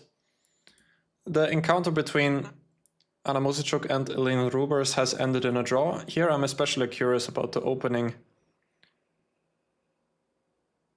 because this knight e7 I've never really seen before. I think I've checked it at some point, but it isn't supposed to be the way black is usually playing. I guess this is also principled. Bishop g7, bishop e3. How does black continue here? Maybe short castle, knight c3. Maybe you're at the end of all of it, you could be fine here. I'm just making some moves here out of curiosity. Knight c6, take. Yeah, as it usually is nowadays. With the engine, you can make everything work. In the game, this was played, d6. So white took on c6 first and then went for d4. Now black is completely fine.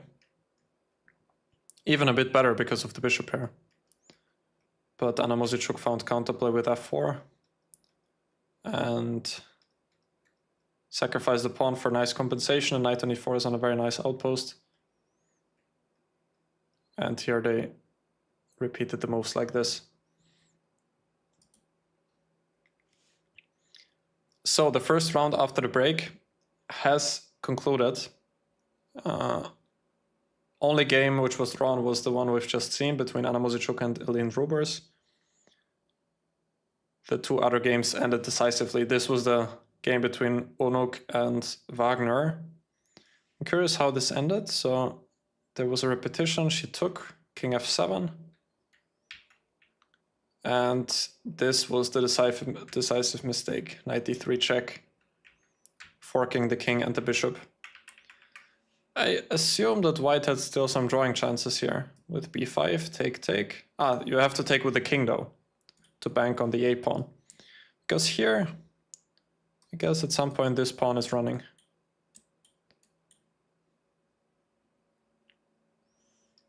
But taking with the king would have still kept drawing chances alive. Because now, actually white would be the one to queen first.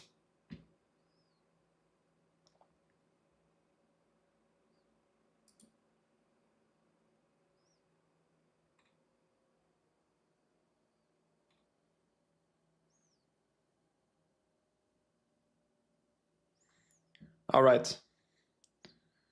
So the next round is supposed to start in just a few minutes. So these are the results of this round. Let's see what is waiting for us in the next round. No pairings are here just yet. The next round is supposed to start in 10 minutes. All right.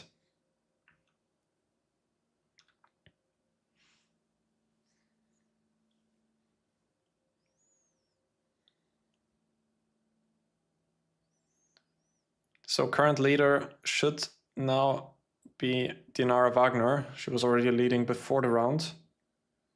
Now with her win, it puts her into a nice position to win the overall tournament, in fact.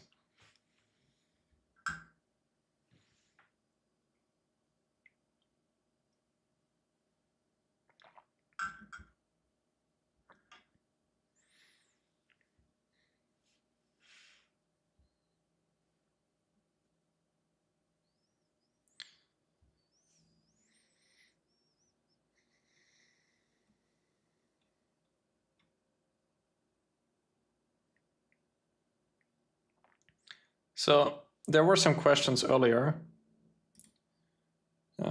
If any of the guys from earlier are still in the chat. So there was a question if I have any plans for 26 to 2700 feet in the future. I'm not really thinking about 2700, but the next goal is 2600, and after that we'll just see. But I don't think I'll be pushing for 2700 in general. It's not even clear, like, I guess it would be possible to make it if I from now on just fully focus on my own chess, but it's not even guaranteed. Like for 2700 you really need to work a lot.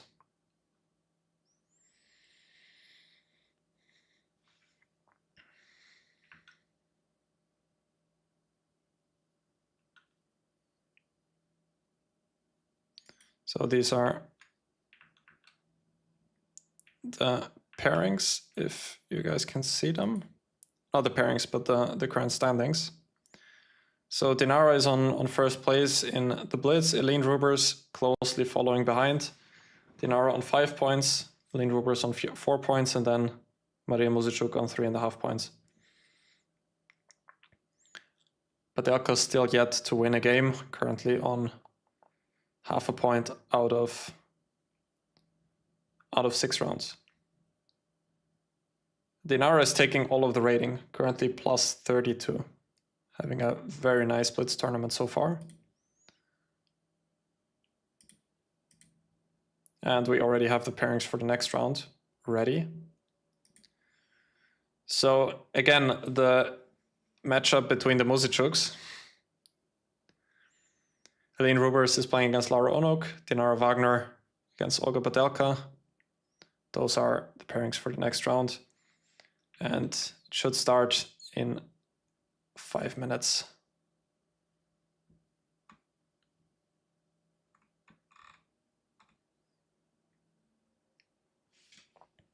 So still 5 minutes left. If you guys have any questions, don't hesitate to ask them. Can be about anything. Also, the Global Chess League is currently ongoing. Actually curious how things are looking there. Let me check that out. Quite a few tournaments ongoing currently, even in Vienna. some of you guys are already watching the stream for a bit longer. Currently in Vienna, there is not only the Ladies Cup, but also a closed round-robin GM tournament. Why was the stream paused for so long? There was a lunch break in the tournament. So the last round only started 15 minutes ago. They took a lunch break for almost an hour. So sorry for the long break, but it was not up to me. And I was also not unhappy about it because I could also have lunch. Yeah, Global Chess League currently ongoing. Sunway Citrus, of course, if any of you guys are following that event. And only 6 more days until the World Rapid and Blitz. Really looking forward to watching that tournament.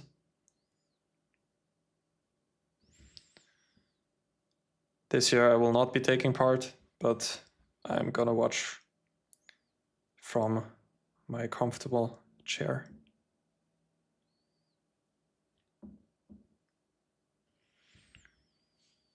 Mohammed, you're still in the chat there. It's nice to see. I guess with the long lunch break, many of the viewers have already left, but maybe some of them will come back later on.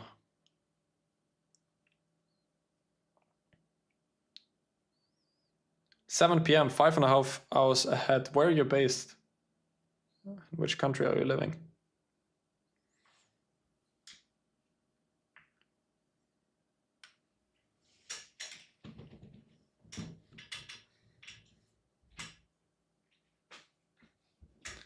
Five and a half hours, where can that be? India, isn't India only... Is it 5.5 hours? When I was there, I thought it was less. Like, I was in Goa recently, as you know. I was there for the World Cup.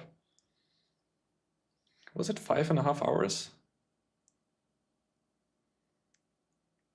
Maybe it was.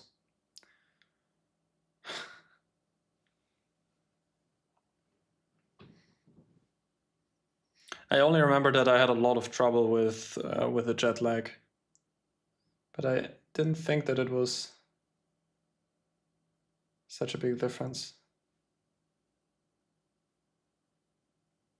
Well, if it's 7 p.m., then it's 4.5 hours. So I'm not in the GMT time zone. I'm in the Central European time zone. GMT should be London, like should be Great Britain, I think, if I'm not wrong. So that makes sense. 4.5 hours sounds more like it. I think that was it. 4.5 hours, which was still quite difficult for me to adapt to.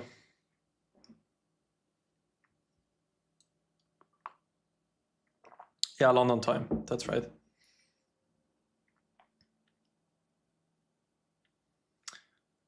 And the Global Chess League, it's currently, it is being played in India, right? You must be informed there. I think it was, I think it's supposed to be there. Exciting event to watch. Yesterday, some of you have told me that Firouzja apparently is on a winning streak there, like made like 5 out of 5.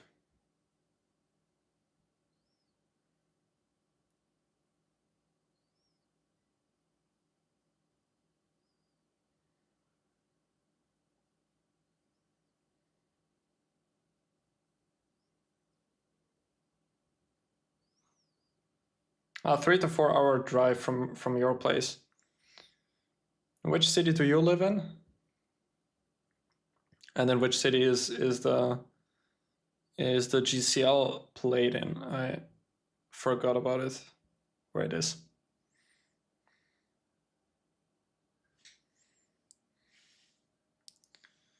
All right, so actually let me check the schedule for the Blitz tournament. So the last round is supposed to start at 3:40, which is in 1 hour. But it does make sense because we're already approaching the end of it. The 7th round is starting in 1 minute. Very much on schedule.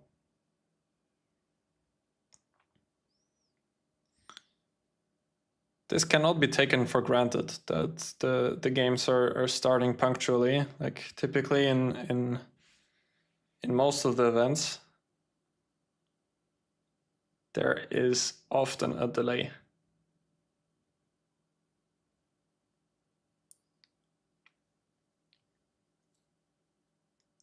But not in this one.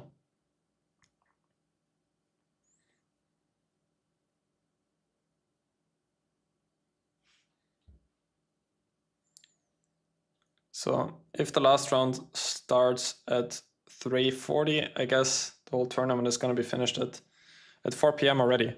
So pretty quick day. Like 4 hours of play. Even a bit less than that if you count in the lunch break. Ah, the GCL is in Mumbai. Yeah. You're right.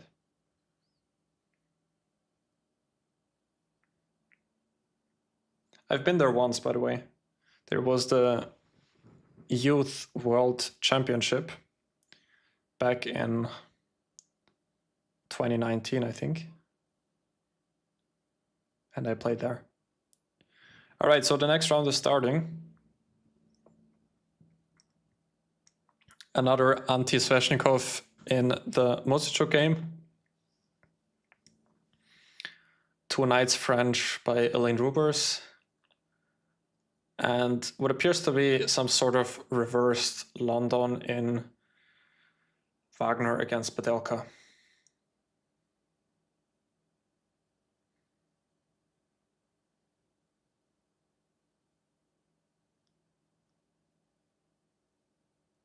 So let's just see where things are heading, and then I'll make my pick which game we're going to stick to. I'm curious what Dinara has in mind in that line. Supposed to be alright for black, but people started playing it again.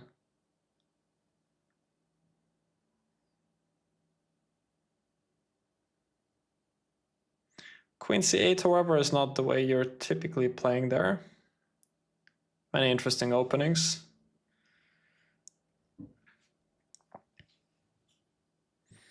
What do you mean, 2025 game or 2024 year game? Not sure what you're referring to. So Padelka has a solid position, but slightly worse one. It started with d4, d5, knight f3, knight f6, g3, bishop f5. Now c4, e6, knight c3, c6, and queen b3. Is it here where people are playing h6, or is it somewhere else? I think it's if white starts with bishop g2, then you're supposed to go h6 at some point.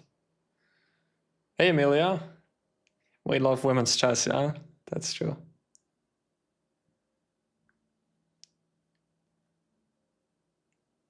So now we're looking at the game between Wagner and Padelka, some type of reversed London system. Perfect for Emilia, actually, big London fan. So white started with knight c3, c6, and now queen b3. Typically, black is going for queen b6 in this position. But white is often a little bit better in those type of positions. It can also actually happen from the normal London, where the bishop is on f4, except for the pawn being on g3, which is a much better version. But also here, it's not so simple for black, because white has some play on the queen side and on the a file. Yeah, you do love a London, yeah. I know. So queen c8, knight h4 now, and now white is winning the bishop pair. Which is still not such a big deal for black, because black has all the pawns on dark squares and a pretty solid position, but if white manages to open things up, then it could be a big deal. And now black took back with the knight. If e takes d5, I would also be concerned if white opens up everything with e4 or rook c1 first, maybe looking at some ideas like this. Even a4, a5 can be considered in many of the positions. How's life? Life is good. Enjoying the commentary so far.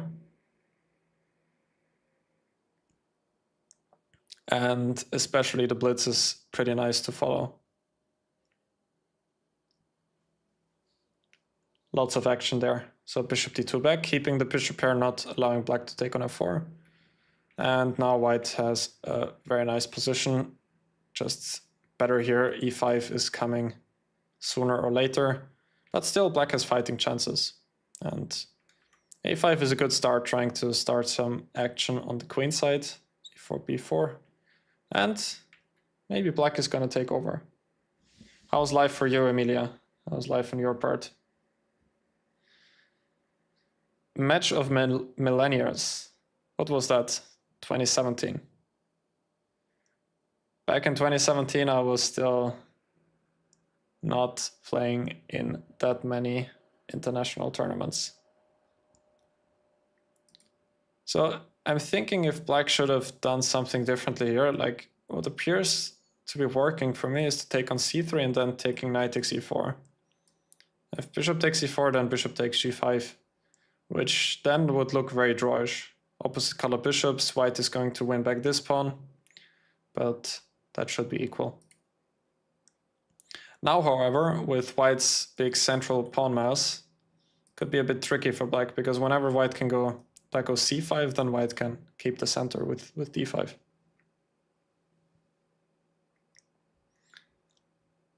I'm at the airport on my way back to our wonderful city.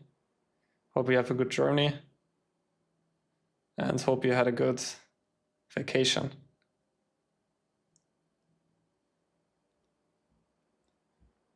And hope you had a good time there.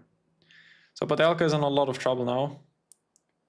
Still not over just yet, but bishop e3 is another nice move, not going for any exchanges, and it appears that d5 is gonna come at some point with a pretty nasty effect. Just opening up everything, the light squares are going to be weak, maybe even immediately. I don't know if that works, but looks very natural to me. Computer agrees. It was that match of millennials. Was it in Iran? Is it that one you're referring to? I didn't play back then. I mean, I was barely a FIDE master then, and I think in the match of millennials, if I remember correctly, just legends were playing there.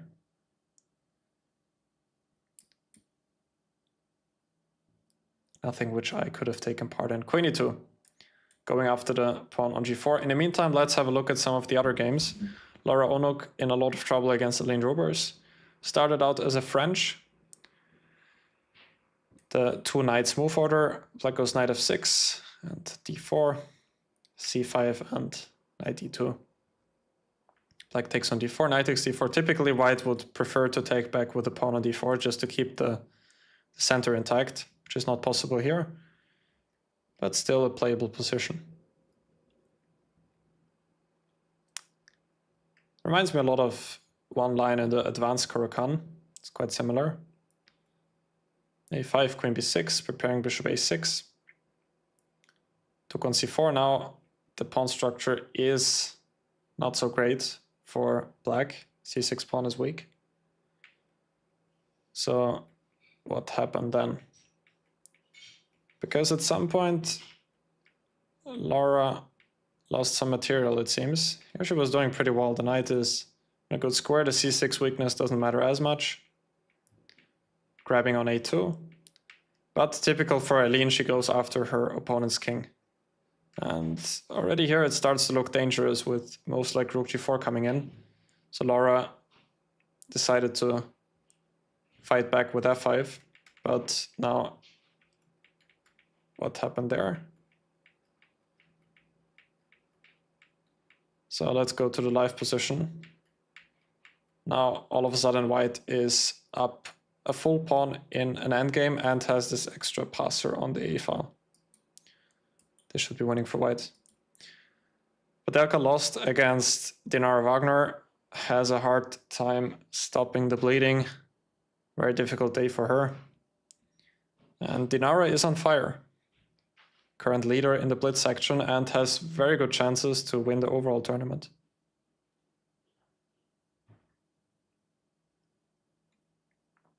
It was played in St. Louis. Prague, Sarana, Bibisaro, Nordibrek were in rest of the world against Jeffrey, Sam Sevi, and Yip. I don't recall that tournament whatsoever for some reason. By the way, it seems like for the first time in a pretty long time, we're going to see a decisive result between the Muzichuk sisters, with Anna Muzichuk taking the full point. We did not really discuss that game too much, so it started out as a knight c6 Sicilian with Maria definitely intending to go into the Sveshnikov, which she has already played against Aline Rubers, among others. So that's why knight c3, and now the whole point is if black goes knight f6, then white can go to a different type of Rosolima where black has already committed to knight f6. So that's the whole point of this line. That's why black goes e5 typically. They are not always making a draw. Yeah, that's what I keep telling you guys. Don't underestimate the Muzichuk sisters. So white has this control over the d5 square, but black's position is fairly solid here. Let's see where things started taking a shift. So Anna had a nice position here, and seems like she just slowly outplayed her sister. Pressure on the b file, winning the b6 pawn. And then looks like she took the full point fairly easily. 2 pawns up, should be winning. All right, so Aline Rubers, that's gonna be an interesting one, because I was actually thinking about making a video myself on this type of endgame. Probably will do so in the near future. Guess this is supposed to be a draw with f and h pawn, or c and a pawn. This is a draw. Now black even took the pawn and should be able to check from the side. So how did this happen?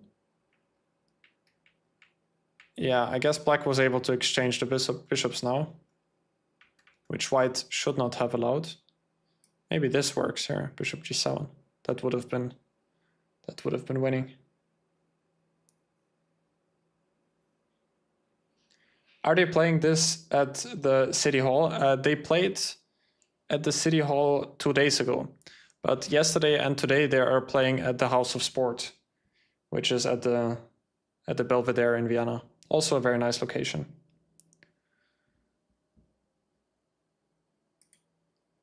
So this is what the players got. This type of endgame, 2 against 1. And Lara went for h5 here, which did give Aline the chance actually to win with g5, keeping the pawns connected. Because this endgame is sort of famously a draw. F and h pawn are not enough to win. Because, yeah, the h pawn is not really worth much. And the king can always kind of control both pawns. No, it was great that they made it work, that they could play at the City Hall for the first day. They even met up with the mayor. It's a pretty good development for chess. Yeah, Aline is still trying here, but it should be a draw now.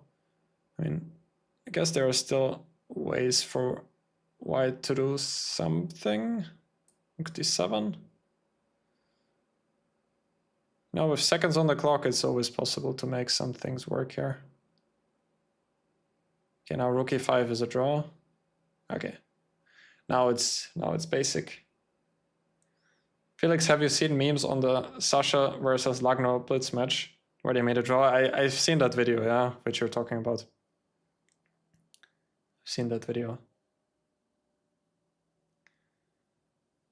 Are we back? Yeah, we are already for like 30 minutes. I was on a bit of a longer lunch break because the players also had a longer break, and I used the chance to get some lunch myself.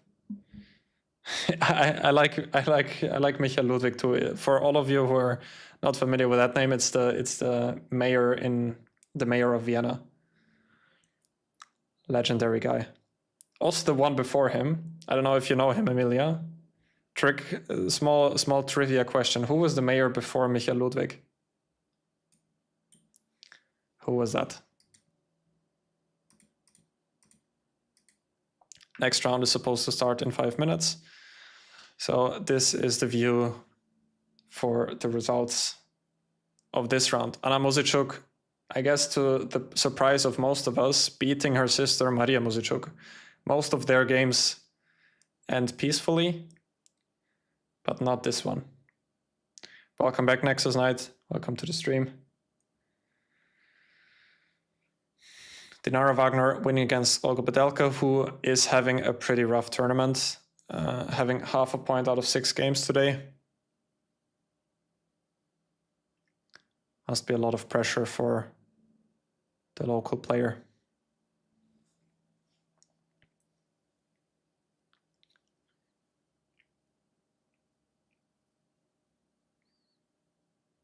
No idea. Who was the mayor before Michael Ludwig? Hello, Bobby Fischer, also back in the stream. So the mayor before him was Michael Häupl, who was another legendary mayor. He was mayor for so many years. There are quite a few legendary videos about him. He was always quite famous for indulging in some sparkling wine. He really loved that. Some famous interviews of him.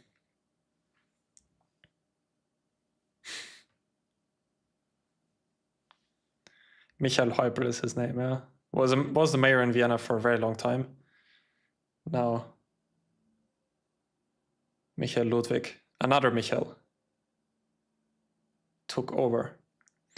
And you know who is another Michael? The organizer of this tournament. Michael Stöttinger, who is also the president of the Austrian Chess Federation. Many Michaels in Vienna, it seems.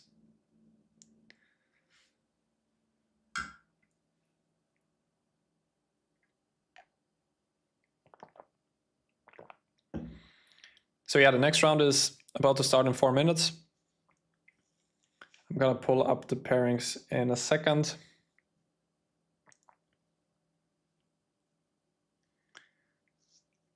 Unfortunately, I'm not in a position to enlighten you about any other mayors. I think Häupl was mayor for the longest time while I was alive in Vienna. You met him even at the Frauenlauf, the women's. So is it a marathon? It's not, right? It's like how long is it? What's the distance at the Frauenlauf? He always made the impression to me that he's very nice also in person. Yeah, I never met him, but it was always kind of just my feeling that he's very relaxed and down to earth.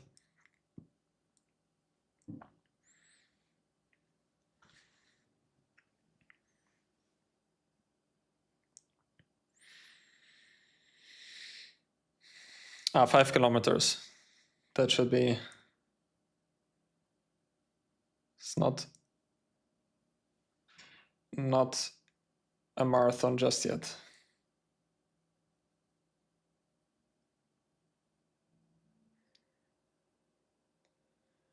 Checkmate Nico is not here anymore. He was here earlier. Maybe he'll come back in a second. So the current standings of the event are as follows. I hope you guys can sort of see that. Layout is a bit messed up, but the standings are that Wagner Dinara is leading the Blitz with 6 points out of 7 games. He's winning almost every game. Dinara only made 2 draws and won the rest of her games. That's pretty crazy.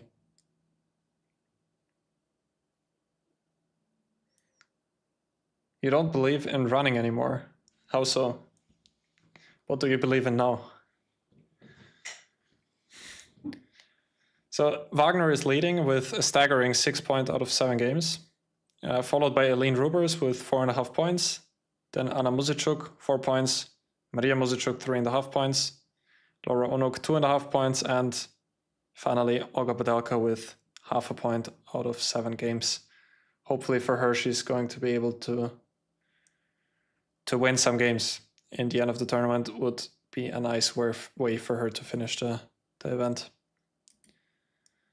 So the next round is about to start in less than a minute with the following pairings. Maria Muzichuk playing against Wagner Dinaro, the current leader of the event.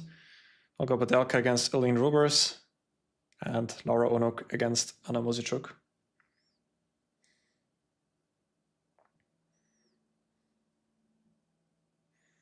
I believe in anything that makes you tired or sweat.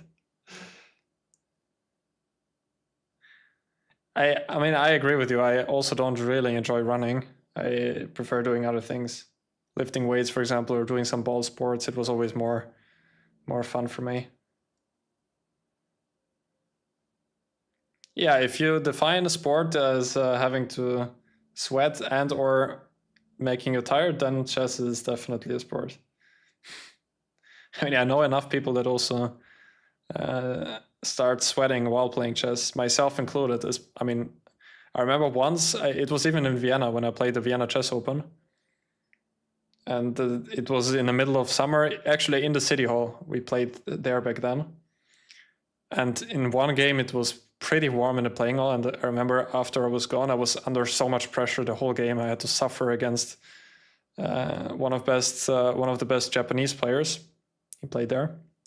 In the end, I finally somehow managed to make a draw, but I was like, my t-shirt was, not to get into too much details, but my t-shirt was covered in sweat. No worries, Emilia, you're not distracting from the chess. Anyway, it was a break, so we're still waiting for the next round to start, but now it is 3 p.m. So the round should start pretty soon.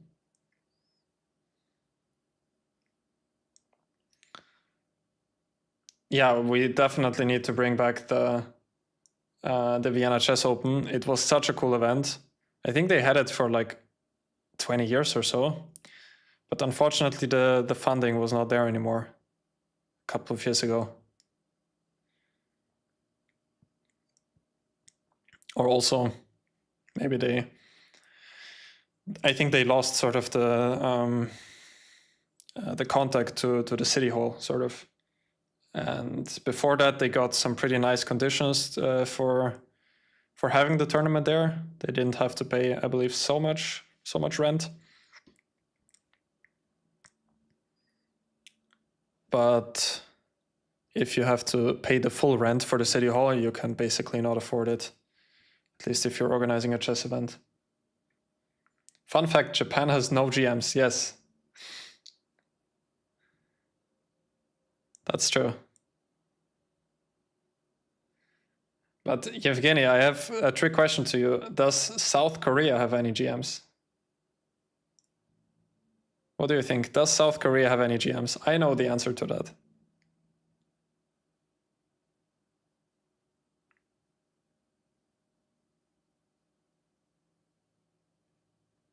Three miles run each day a year.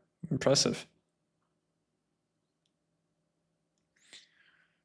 Yeah, I do recall winning my Grandmaster norms. The first one was in a Vienna round robin GM tournament in 2019. Actually, I made all of my norms in 2019. Or 2020. 2020. I made all my norms 5 years ago. First one in a closed round robin tournament in Vienna. The second one I made in, let me think. Where did I make my second GM norm? I only remember the last one now. Actually, I made my second one in the Prague Open. I became second there. And My final one I made in the German Bundesliga. Yes, Evgeny, you're right. South Korea has one Grandmaster, but I think he's from Russian descent, actually. I believe so.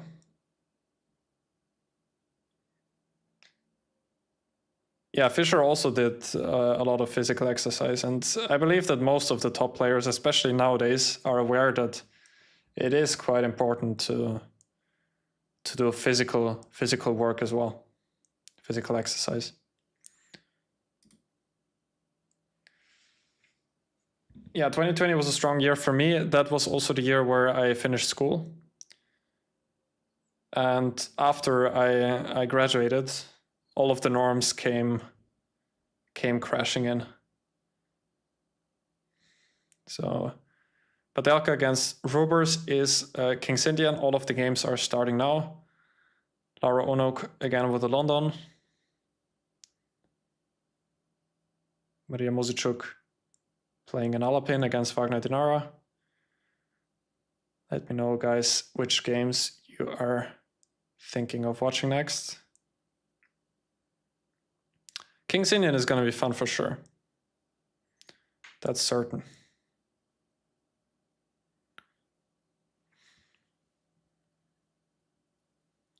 Probably going to be the most exciting game. Lara's game in the London looks pretty equalish. Just like the game between Maria Muzichuk and Wagner Dinara.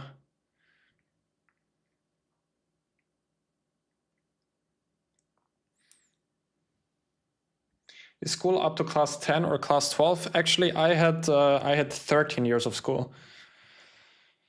So you have 4 years of school, like when you're, how is this called? Primary school, I think, yeah. 4 years of primary school. Then 4 years of gymnasium. At least that's where I went to. And then I had 5 years in the so-called high school. But usually it's 4 years. I went to some type of sports school, so therefore it took 5 years, a bit longer.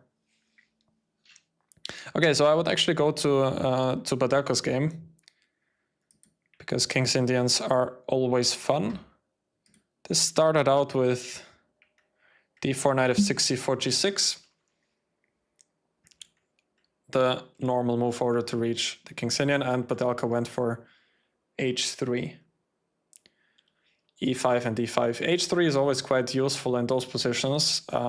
First of all, it's preparing bishop e3 without allowing knight g4. And secondly, in many of the lines, you actually want to play yourself on the king side later with g4, which I think Padelka has also played afterwards, yeah. So now she went for g4. c6, h4, now a4, typical for this type of position, preparing queen a5 next. h5, queen a5, h6, bishop h8. Now king f1. I am wondering if black can play a3. Actually should have done that perhaps here. Instead she went for taking and b5, which is also possible, but now white can clamp down the queen side with a3. And it's not so clear anymore how black is going to continue there. So I would have pretty much liked the move a3 here, because normally white would like to reply with b3 now, but the knight on c3 is hanging, so now the a file is going to open up for black. So in the game, g5, knight e8, and rook c1, f5. The thing is, this bishop on h8 actually never gets out anymore. Let's say if white does something like f3 here, it just keeps the tension. Black needs to play very dynamically. If we reach some endgame, Padelka actually did go for f3. If you reach an endgame, then the bishop on h8 often just stays there for the rest of the game. So black really needs to do everything she can to open up this long diagonal. Often even sacrifice some material just to get rid of this pawn on e5.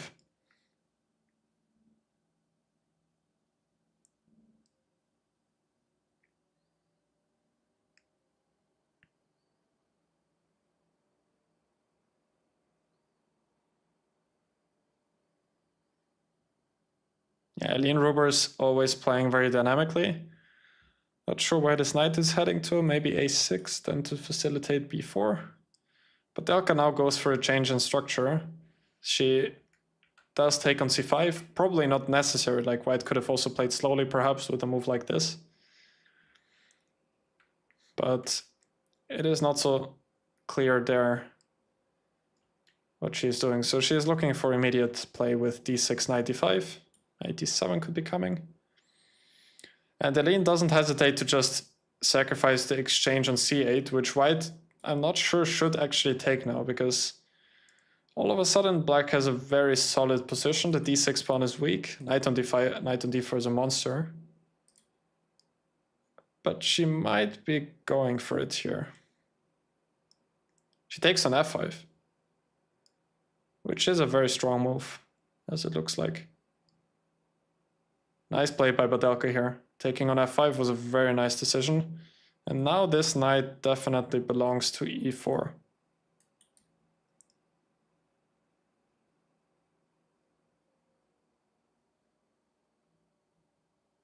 Yeah, knight e4 played, and this could very well end in a strategical nightmare for black if Aline is not able to get some active counter chances. Again, if we imagine that queens are off the board, look at the bishop on h8, it's never gonna see the light of day anymore. d7, rook d8. Is Olga going to be able to find the finishing blow now? She takes on c5. Now, is Aline taking the chance to free her bishop on h8?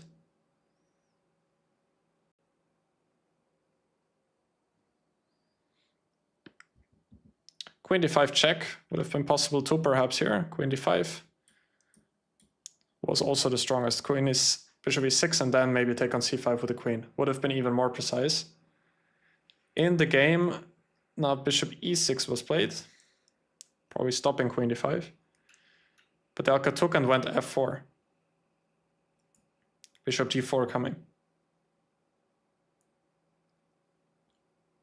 This is nice for white. Now it is still with 20 seconds on the clock. Rook f4 is coming. What are you doing here as white? Bishop g4 check. King is going to go back to e7. And now what? King g2. Not the best move here. Rook takes f4 is gonna come. Giving back the advantage for whatever reason. Rook f1. In the meantime, game between Maria Mosicuk and Dinara Wagner ended in a draw. And Onok against Mosicuk Anna still appears to be equal. Takes f4, queen d5 now it seems like, but Blohberger is in full control. Rook e1 coming next. Unless queen e3 can still be tried here. Queen e3 played, rook f1 on the board. Is there queen g3 now? Did she blunder that? Oh no. What a pity. What a shame for Olga Blohberger, who played such a nice game until now, but then blundered queen to g3 here. And she lost the game here. Queen h4 check, another precise move. Now Elaine Roberts is able to take on g4 with a check. And here Blohberger resigned since king d1 is going to be answered by rook takes d7. What a shame for the Austrian top player, who played a very nice game here until the very end basically, but here blundered. Rook f1, queen g3 is there. Apart from that, well, I was thinking about some things like, what should white do here? I guess you can play prophylactically, maybe a move like this. Ah, the rook on c1 is still hanging. So what is white supposed to play here instead?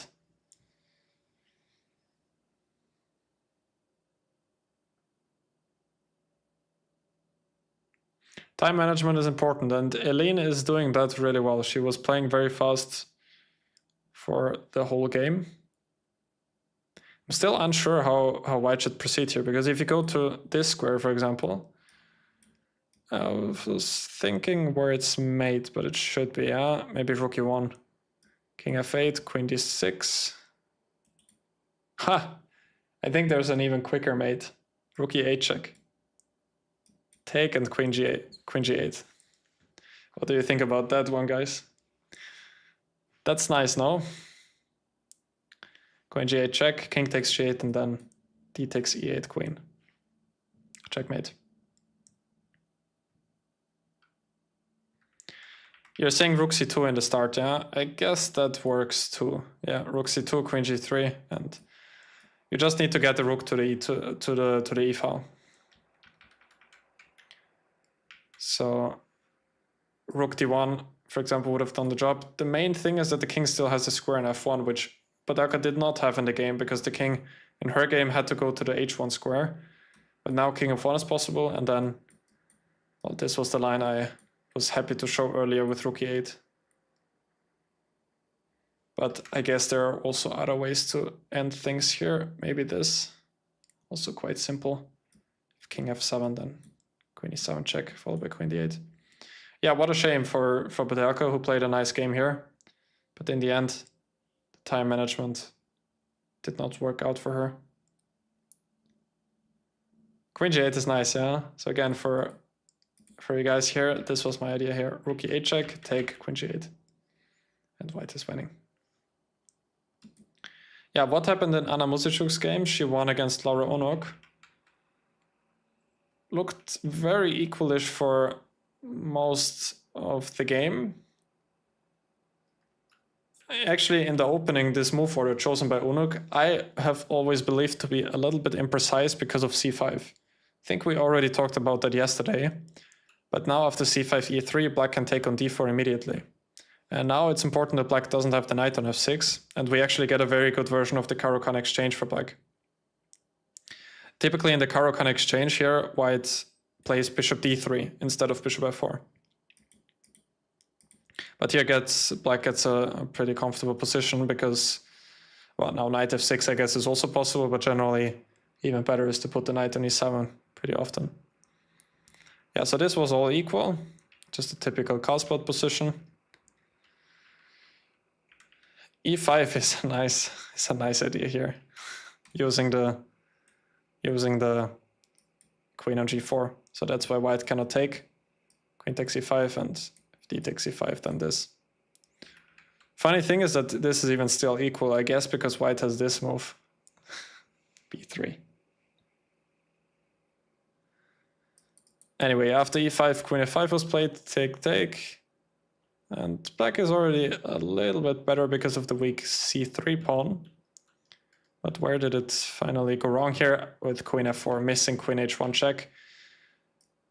I would say that this should have secured a draw. I mean, black is still the one who has the slightly better position because of white's weak pawns, but white should be able to hold that. Yeah, and Dinaro's game ended in a draw fairly quickly, so this started out with another pin and took on d4.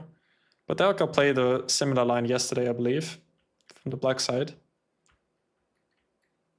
Black is very comfortably equalized here. Knight on d5 is pretty nice. So this is how it went. Bishop a5. Maybe that was missed by Dinaro, I'm not sure. Take, and here they decided on a draw. So Dinaro offered here, which I guess she might have been a bit afraid of white getting into the rook here and going after the a5 pawn. Yeah, Wagner is playing really well. Yeah, she is collecting a lot of points. She's still unbeaten in the Blitz. Imagine that, guys. She's unbeaten and only made three draws and won all of her other games so far. All right, so let's see. The next round is about to start in 2 minutes, in fact. Laura Onok against Maria Musicuk, Anna Musicuk against Blohberger, and Eline Rubers playing against Dinara Wagner.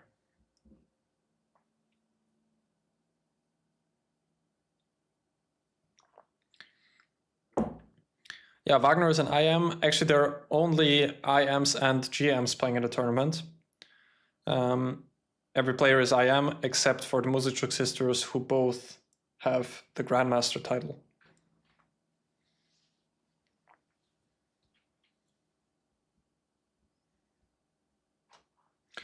Yeah, Olga is having a pretty rough tournament. It's sad to see because she had quite a few very promising positions, winning positions. Her last game was actually a very nice model game in the King's Indian just until the last move.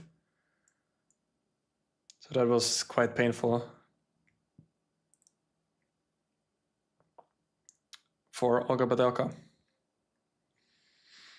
Next round is about to start in 1 minute.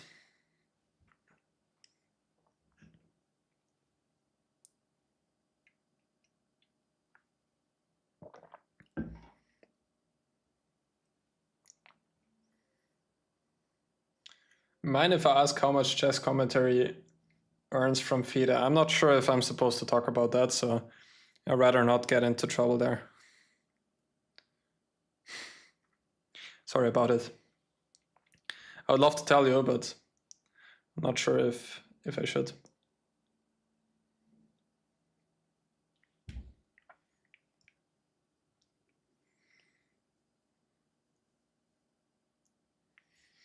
I can tell you that it pays well, but it's not like you're... I think people are overestimating it a little bit, perhaps. It pays well, and I'm very satisfied with all commentary jobs. I really love doing it in general. But it's not like you do it for 1 day and then you're set for life, yeah?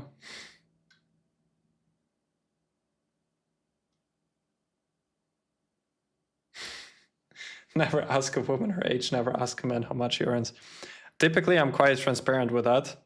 Like, I don't have any trouble saying how much I earn in general. But if there are other parties involved, I'm not sure if they are fine with that too. So this is what it's about. It's not really about me, but it's about them.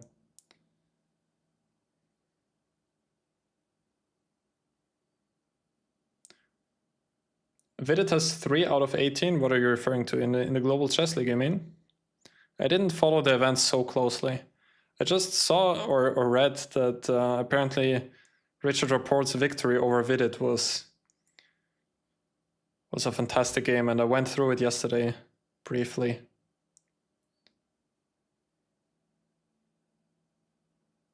Yeah, I tried to be transparent in general and honest about things. So the next round should start any second now. So again, the standings are that Dinara Wagner is leading with 6.5 points, followed by Lynn Rubers with 5.5 points.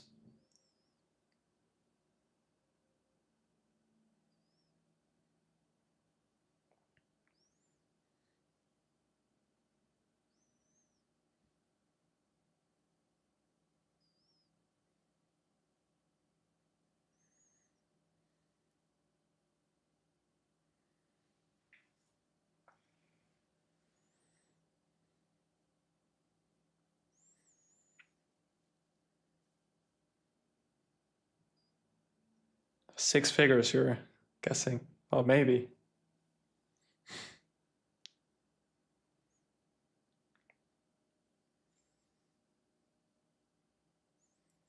You know, I can tell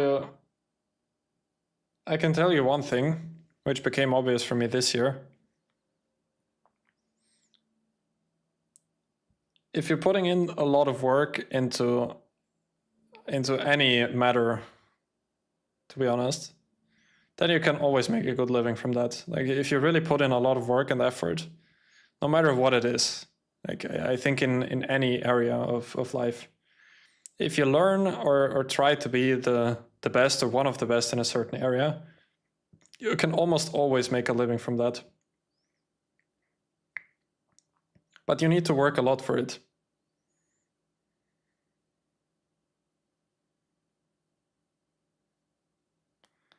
This didn't just happen, right?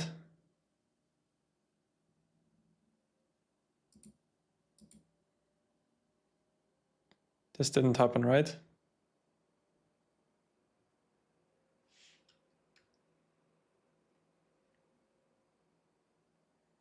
Did this just happen? I'm sorry about the view, guys. Let me change that. Did this just happen?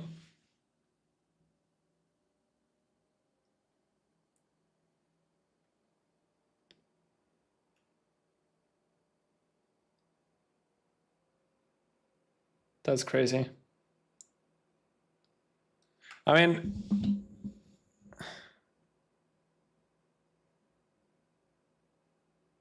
I'm trying to understand what was the idea in general.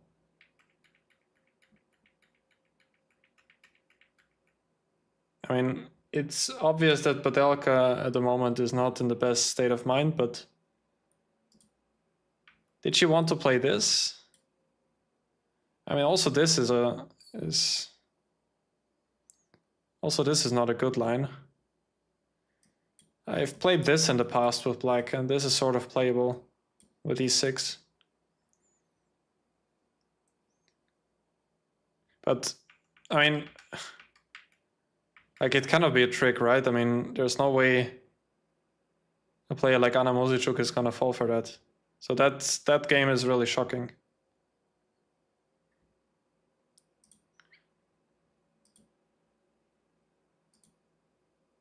But, I mean, there are some strange things happening with the transmission, because if you see now, the other boards are back to not working. So I'm still sort of hoping that this is all a mistake.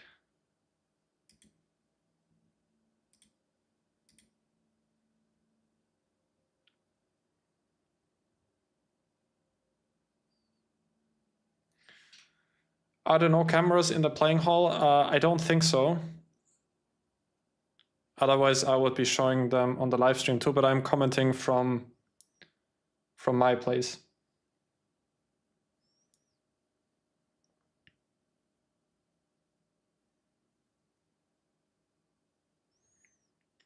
I mean, look at the board view. It is a bit odd, right?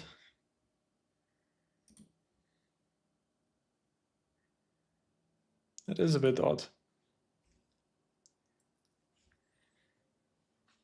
So let's wait for the transmission to be working again.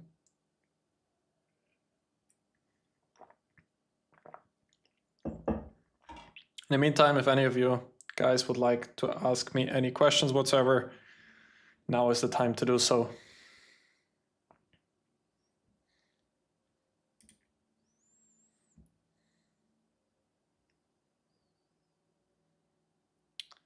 So now this game apparently, I don't know what happened there.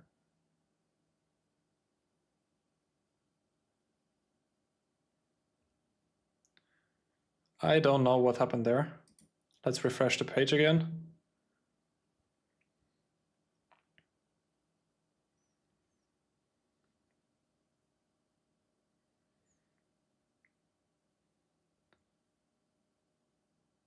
Yeah, I mean, maybe it was like an exhibition game which the mayor has played from the black side, but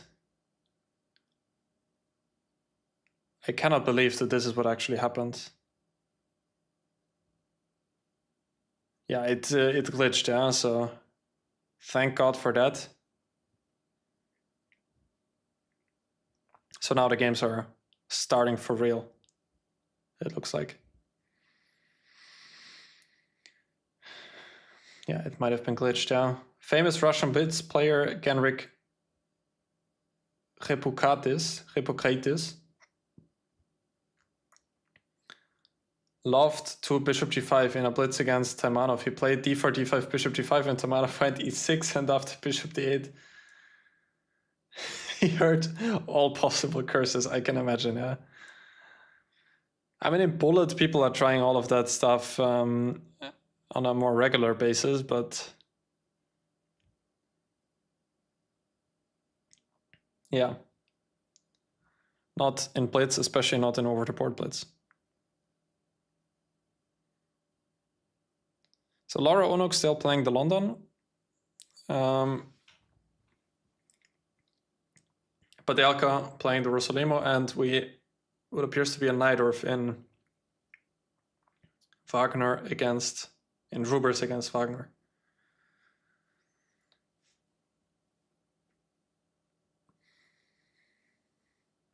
How did I manage to become a FIDE master at 14 years of age? I was actually 13 at the time. I was still 13. Just studying by myself. I said already numerous times on the channel that a book which has helped me tremendously was Arthur Yusupov's book series. I think the English name is Boost Up Your Chess. It was tremendously helpful. Of course, I'm also very grateful to many of my coaches who have helped me along the way. My first coach, the Viennese international master Harald Schneider-Zinner, has helped me tremendously on this way as well.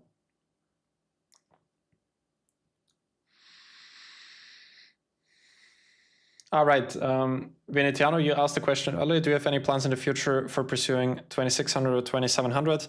I've already answered that before, but I assume that you weren't there in the stream then.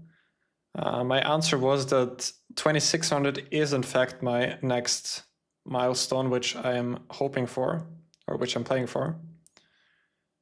But I will probably not really go after 2700. Like the amount of work and time you need to put into that is insane, and it's not even guaranteed that anyone can reach 2700. Like you also need, you don't only need hard work for that, you also do need a special gift. Maybe I have that, but maybe not. And I also like to pursue other areas as well. Yeah, sure, Benetano. I hope my answer was helpful. So let's have a look at the games. Laura Unuk played the London again, but this time again with knight c3. e6, knight b5, the Jabava London. This is quite common nowadays. Bishop b4 check, bishop a5, protecting the pawn on c7 like this. e4, a6, knight a3, c5, e3, bishop c7, and now dc5. Both players were still playing pretty quickly here at this point. Queen d4 running into a tempo. Maybe something more solid like this, or g3 perhaps could have been another possibility. Because here it appeared that black had a pretty strong move. Maybe something like e5 can already be considered. Computer agrees with that.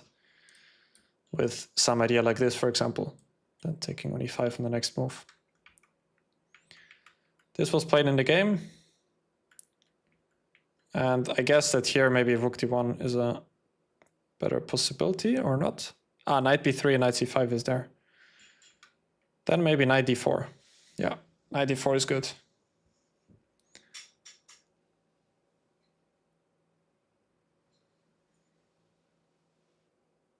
Yeah, I mean 2800, like for me, that time is past now. Oh, for 2800, I just need to be honest that this is not possible for me.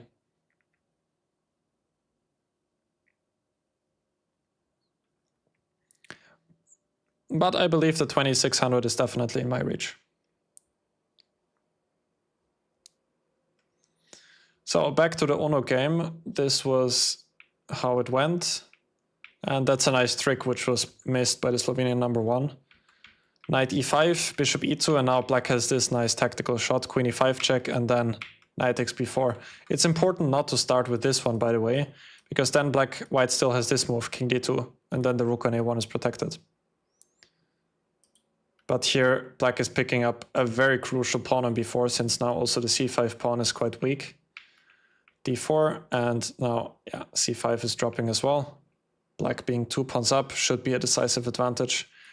Let's go to Padelka's game, who is doing well objectively speaking. Now, this. How is this?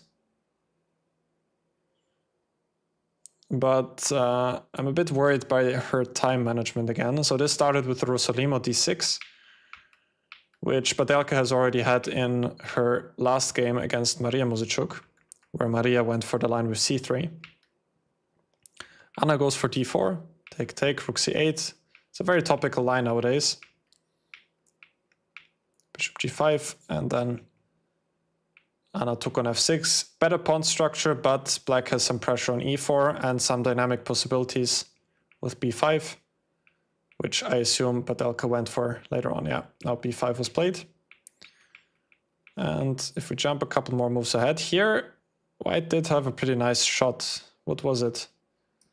Something like this can be considered or not yet? I guess not yet. Also interesting. Apparently there was a move here possible, except for bishop e6. But okay, it splits after all, so we shouldn't get too deep here. Anyway, now Padelka, I believe, has a pleasant position. Computer says equal here, but I would take black because the b3 pawn is weak, the e4 pawn is weak. Bishop can be strong unless white exchanges it. And she goes to c8 now.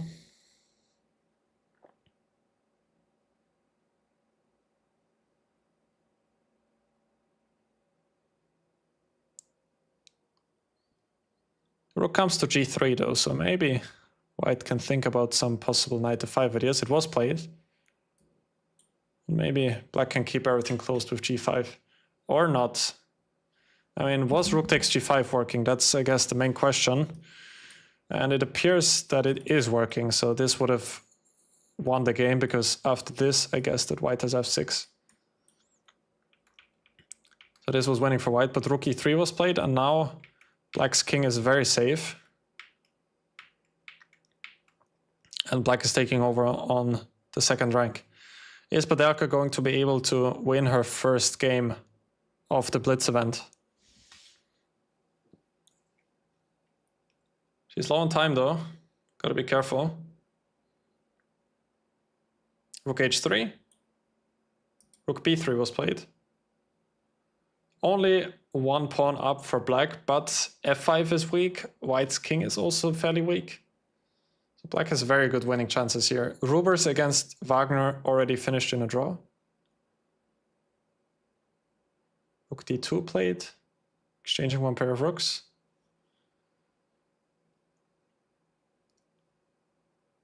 Yeah, practically speaking, very difficult probably for white to hold this.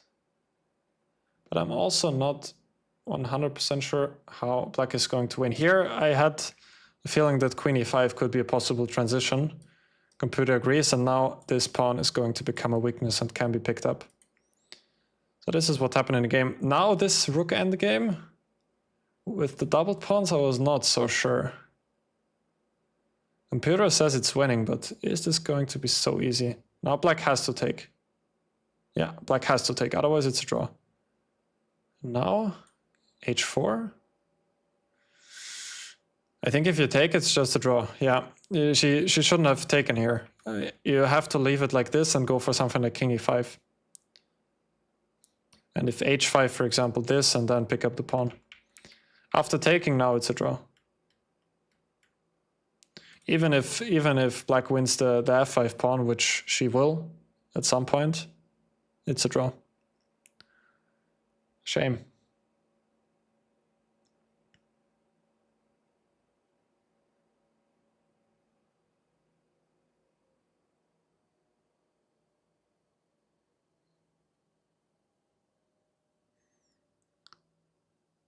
And a draw was agreed. So all the games are finished of this round. Laura Onok has lost against Maria Mosichuk. As it was expected here, it was the last time we saw the position. Black is up 2 pawns, and let's just see how the conversion was. Yeah, and the other pawn is dropping on a4. And the rook endgame should be winning. Yeah. Maria won without too many difficulties. Very good analysis of the endgame, thank you. I'm glad to hear that. Let's just see what happened in Dinara's game, because we didn't go there whatsoever. It was a knight move with knight b3, e6, g4, h6. Not supposed to be the main move here. I think typically black goes for b5. And if g4, knight d7, and then often what black is playing for is this regrouping. Bishop b7, knight b6, and then knight d7, knight d5, and the c4 square is often very, very important. That's why it typically develops the bishop here. It goes queenside castle, and with a knight on c4, you're often eyeing the b2 square. h6 is not supposed to be typically the way to go here, because even if black stops g5 for the very moment, he cannot stop that forever, and after rook g1, g5, now the h-file is going to open up, which generally mostly favors white in those positions, because then black has never has the option to castle anymore. Yeah, so this is what happened in the game. Computer hates those positions for black, but practically speaking, they're not so easy. And white probably needs to play for some concrete way to break through. Like, I don't know, some sacrifices could be considered. I don't know if bishop f3 makes any sense, just bishop e7. I don't know, maybe this is possible. Nah, not going anywhere. Even e4 is hanging in the end. So white generally has to play for some breakthrough here, some e5, f5 stuff. She played slowly with a3. Still a good position, but yeah, maybe h5 can also be considered at some point. Because in the game it was not so much then. And especially if queens get exchanged, as it usually is in the Sicilian. If queens get exchanged, black is often quite happy, because black has an extra center pawn. And that often makes a big difference in an endgame.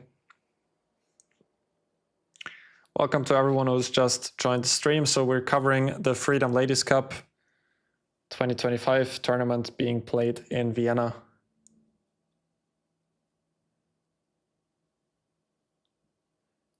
Yeah, James, that's actually exactly the point. So white is trading a center pawn against more of a flank pawn in the Sicilian. So that's often why endgames tend to be okay for black, or sometimes even good for black, because black has better control over the center.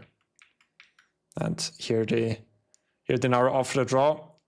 I think she might already be thinking about the overall tournament standings, because she is leading by some margin in the blitz and does have pretty good chances to win the overall tournament.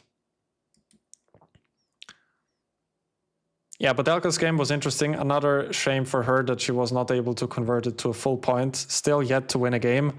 Hopefully for her, she's going to be able to do that in the last round, which is actually supposed to start now very quickly. Maybe it already started, so we're going to go there in just a second. There was a question by some of you guys, why not e takes f6 here? That's a fair point, and it might have actually been a better move for black just to keep the bishop here, and especially the bishop on g7 could become quite powerful if black is able to push for f5 in the near future. In the game this was played, also possible, but here white did have a slight advantage. All right, so let's have a look at the final round, which is supposed to start any second. How long will this tournament be going? Is it possible to come and observe in Vienna? So now is the last round. Yesterday and the day before that was Rapid, and today was Blitz, so the tournament is about to be over. It was possible to come and watch the games, but I fear that now it might be a bit too late for you, unless you are living next to the playing venue, which is the House of Sport, next to the beautiful Belvedere Palace in Vienna.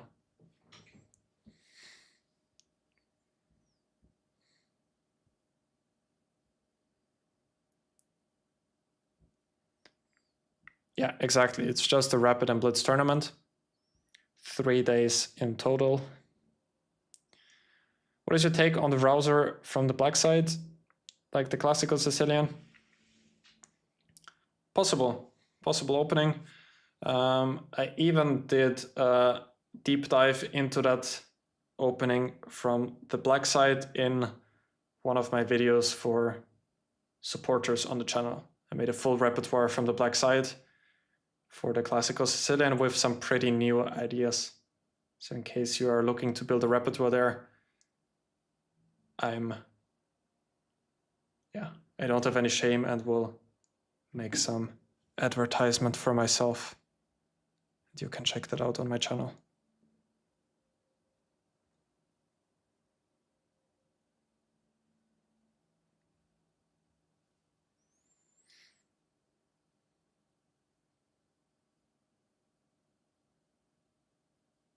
No, the classical Sicilian is a decent opening, yeah. It's just a lot of theory nowadays. But what I like about it is that often the understanding of the structures matter in the classical Sicilian. Like you often get a pretty unsafe king, but a nice control over the center with some doubled pawns. Just need to try and avoid some of the modern crazy ideas which white does, which white is able to go for. Thank you, Venetiano. Shouldn't have any shame, yeah. Guess you're right.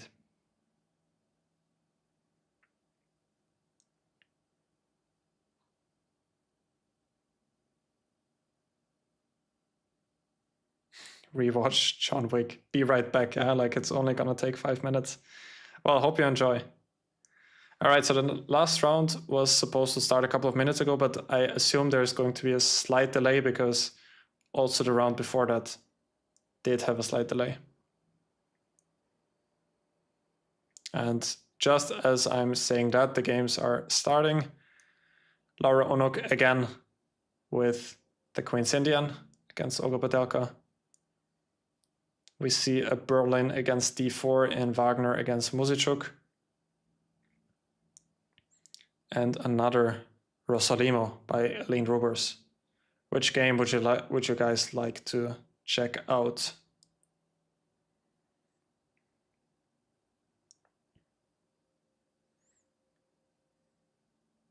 Yeah, the 4-Knight Sicilian is another one of those branches, but I think that the classical Sicilian is probably more practical because the 4-Knight Sicilian is really move by move and you really need to study the theory, but the classical Sicilian can be played more with understanding too, I would be inclined to say. It's not a Berlin, it's a semi-Tarrasch. Yeah, you're right, but people are calling it the Berlin of d4 nowadays. Let's actually head to this game, just to point that out.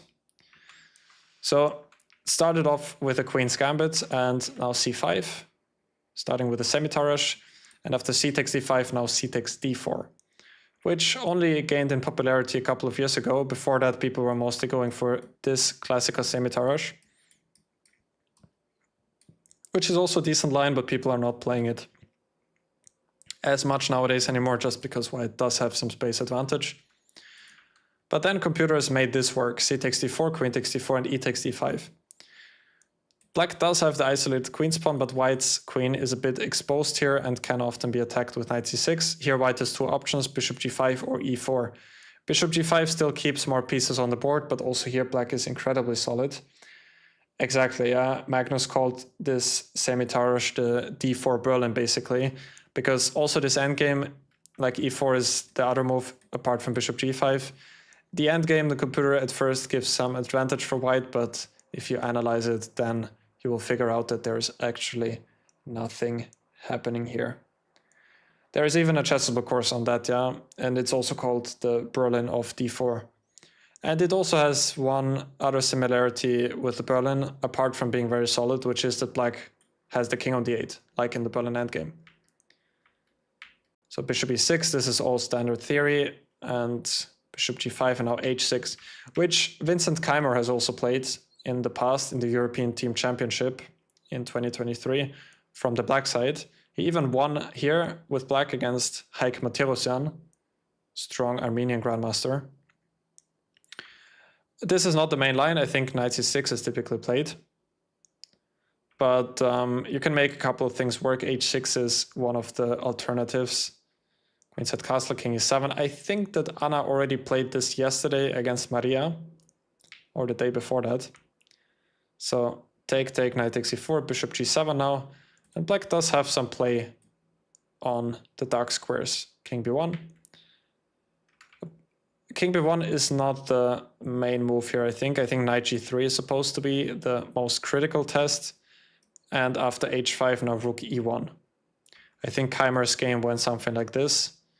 Keimer gave the h5 pawn, but then got pretty nice compensation with this bishop getting very active. But in the game, king b1 was played, now f5, and yeah, black is actually taking over now. Maybe bishop d4 would have been possible. What about this? Knight b7 and then take on f2. Already better for black.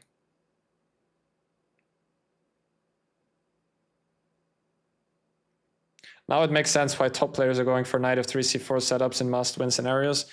Yeah, that's the thing nowadays. Like, if you really want to play to get a game, basically, it's difficult to enter those classical main lines because black has so many options, and some of them are also very forcing. Like, for example, d takes c4 is another very forcing option. Black has b5, black has bishop b4.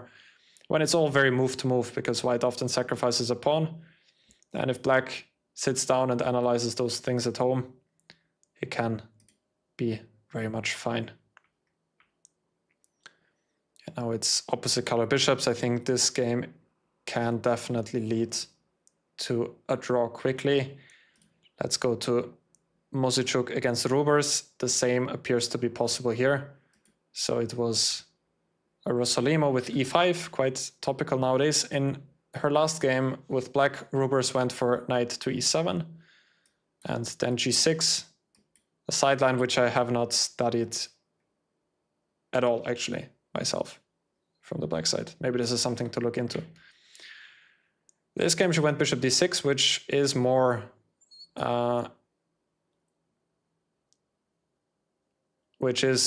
topical. Knight e7, d4. I think this is supposed to be some sort of theory. Castle, knight c3, bishop e5. The game already ended in a draw now, by the way. So d5 has been played and looks like a lot of material came off the board. White is up a pawn for the very moment, but black has a very powerful bishop on e5 and eliminated a lot of material here. And yeah, draw was soon agreed. Yeah, let's go to Podelka's game, who appears to be losing again, which is really a shame that she's having such a rough tournament. If she loses that game, it's going to put her in a score of 1 out of 10.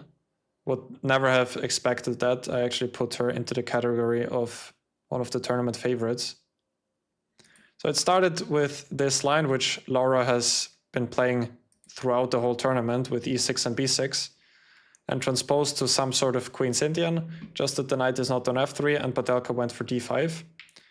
Bishop d6 looks a bit strange, but people are playing like this, just preparing short castle, and the knight often then gets developed via a6, as it happened in the game.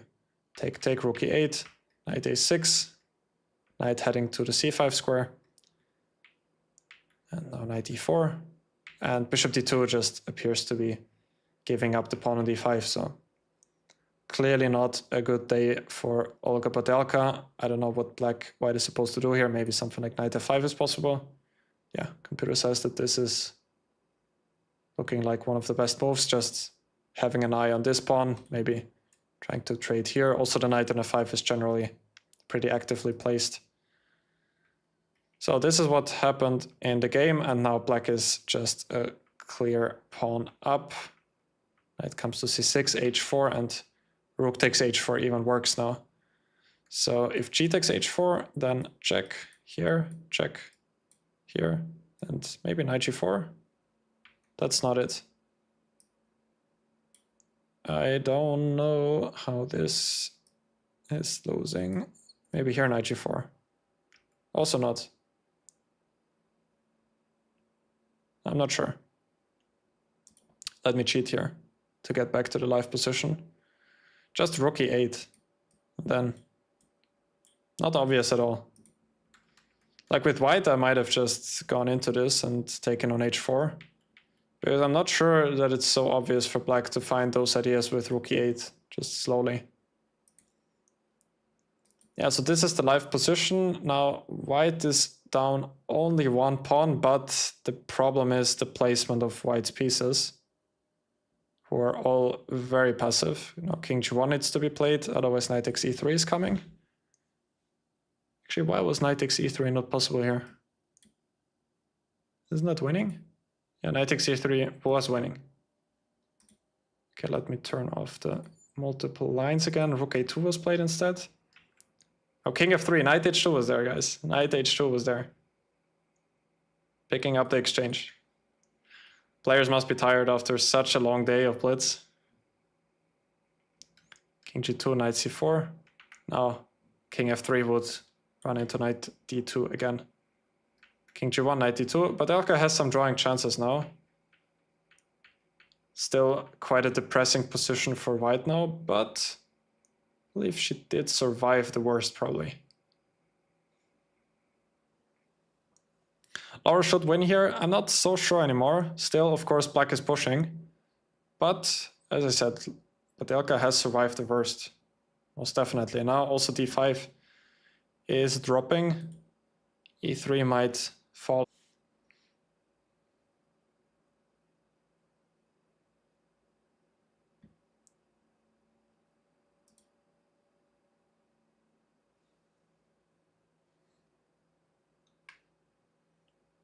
Now it should be a draw still. Of course, in blitz, gotta watch out for some blunders, but now rook takes f4 is coming, sealing the deal.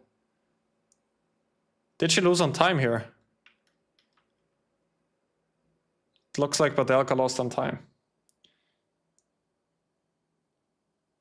It looks like Badelka has lost on time. As far as I can see, at least it says so with the results, which would be another very painful and unnecessary loss in her tournament.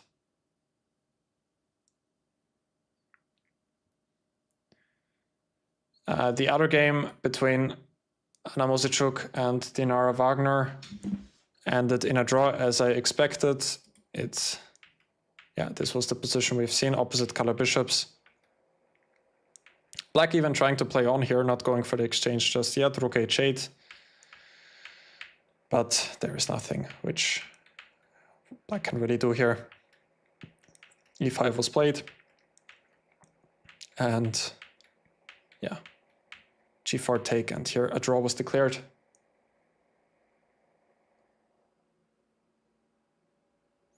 Logical outcome to that game. Yeah, what a shame for Badelka, especially to lose this last game. She had so many opportunities in this tournament, showed some nice chess in many of the games, but it was simply not her day, and especially in that last game, became obvious that it was simply not her day. Losing on time in the final position after 96, it's basically an immediate draw. White is going to take on f4 on the next move. King g4, rook takes f4, and it would be a draw. What a shame for her. So that game we've already seen between Mosichuk Maria and Elaine Robers ended in a draw. Likewise this game, and Badelka losing against Laura Onuk. So that brings us to the final standings of the Blitz tournament. Let me pull that up. So just to adjust that so you can see the final standings of the Blitz.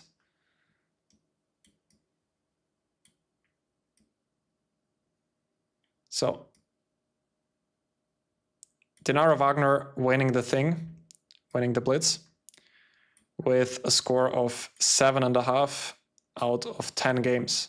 In the end, she slowed down a little bit, but at the beginning it was looking like she might just win all of her games.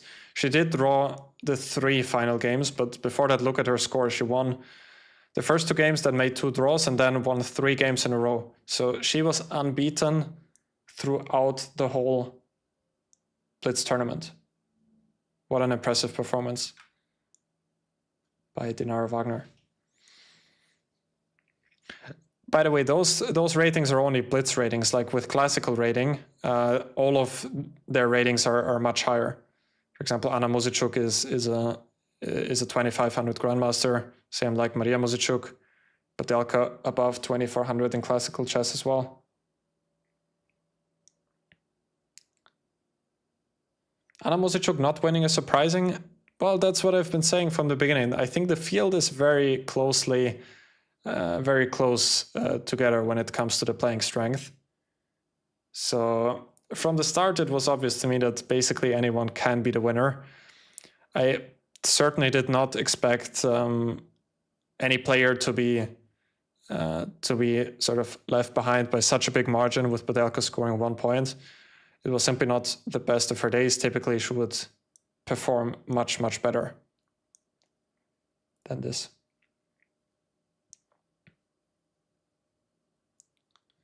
So yeah, the ratings are of course not precise here. As I said, these are the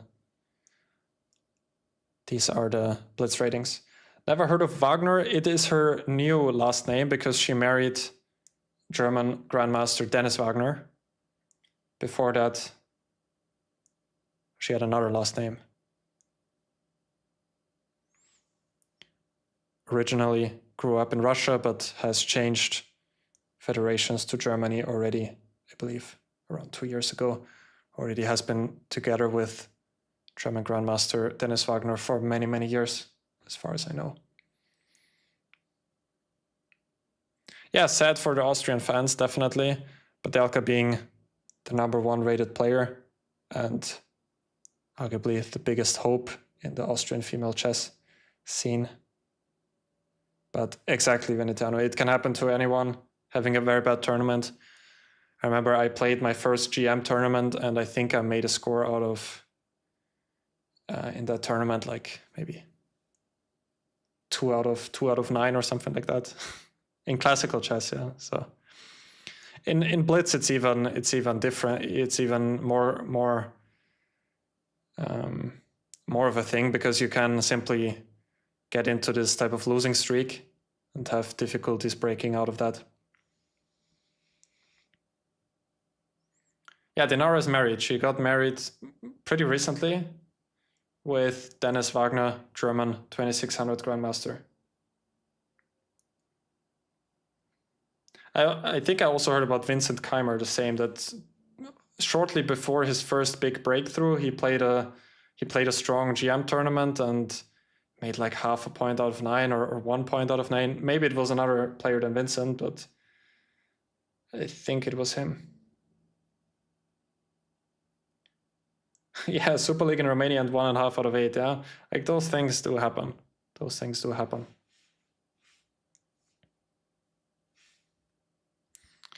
So guys, the tournament is over. Dinara has won the Blitz section. If you got any final questions or remarks, now is the time to ask them. Gonna end the stream fairly soon, but if you guys want to ask anything, you can still do so. Yeah, Dennis had a rough Grand Swiss, yeah, Dennis Wagner. He's also not a full-time professional as far as I know. I think he finished his studies and is now working in a big firm. Very impressive that he's still able to hold such a high rating. I moved to Vienna not so long time ago. I'm playing at around 2000 level. Can you suggest me some websites where I can look for some tournaments here, please? Definitely check out the Austrian Chess Federation website, chess.at. Very simple website name, chess.at. If you are purely looking for Vienna related stuff, then make sure to check out the website of the Viennese Chess Federation. It's chess-vienna.at. Again, chess-vienna.at. And there you should be able to find, for example, all of the clubs in Vienna, all of the chess clubs, if you are trying to find some chess clubs nearby your current location. Thank you, Venetiano, for being here for such a long time. Hope you enjoyed the stream. Hopefully you found some useful information in my annotations of the games. Thank you, Mohammed. Thank you so much. You've been here for the whole day. Also for the past days, really appreciate you. And I'm glad that you enjoyed the whole stream. So thank you all. Thank you so much. Thank you to the organizer, Michael Stöttinger, president of the Austrian Chess Federation, for putting together such a nice tournament.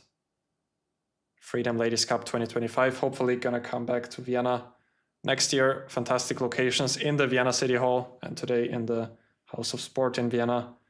And congratulations to the winner of the Blitz tournament, Dinara Wagner, and the winner of the Rapid tournament, Maria Mosichuk. Well-deserved wins. Thank you, Aditya. Thank you, Avid Chess Improver. Thank you all so much. I will see you guys around in the next few days, thinking of, we're definitely going to record some more content for you guys. The Rook Endgame video is going to come, among other things. So thank you all. Have a nice time before the Christmas. Hopefully some restful days, and I'm going to see you guys soon.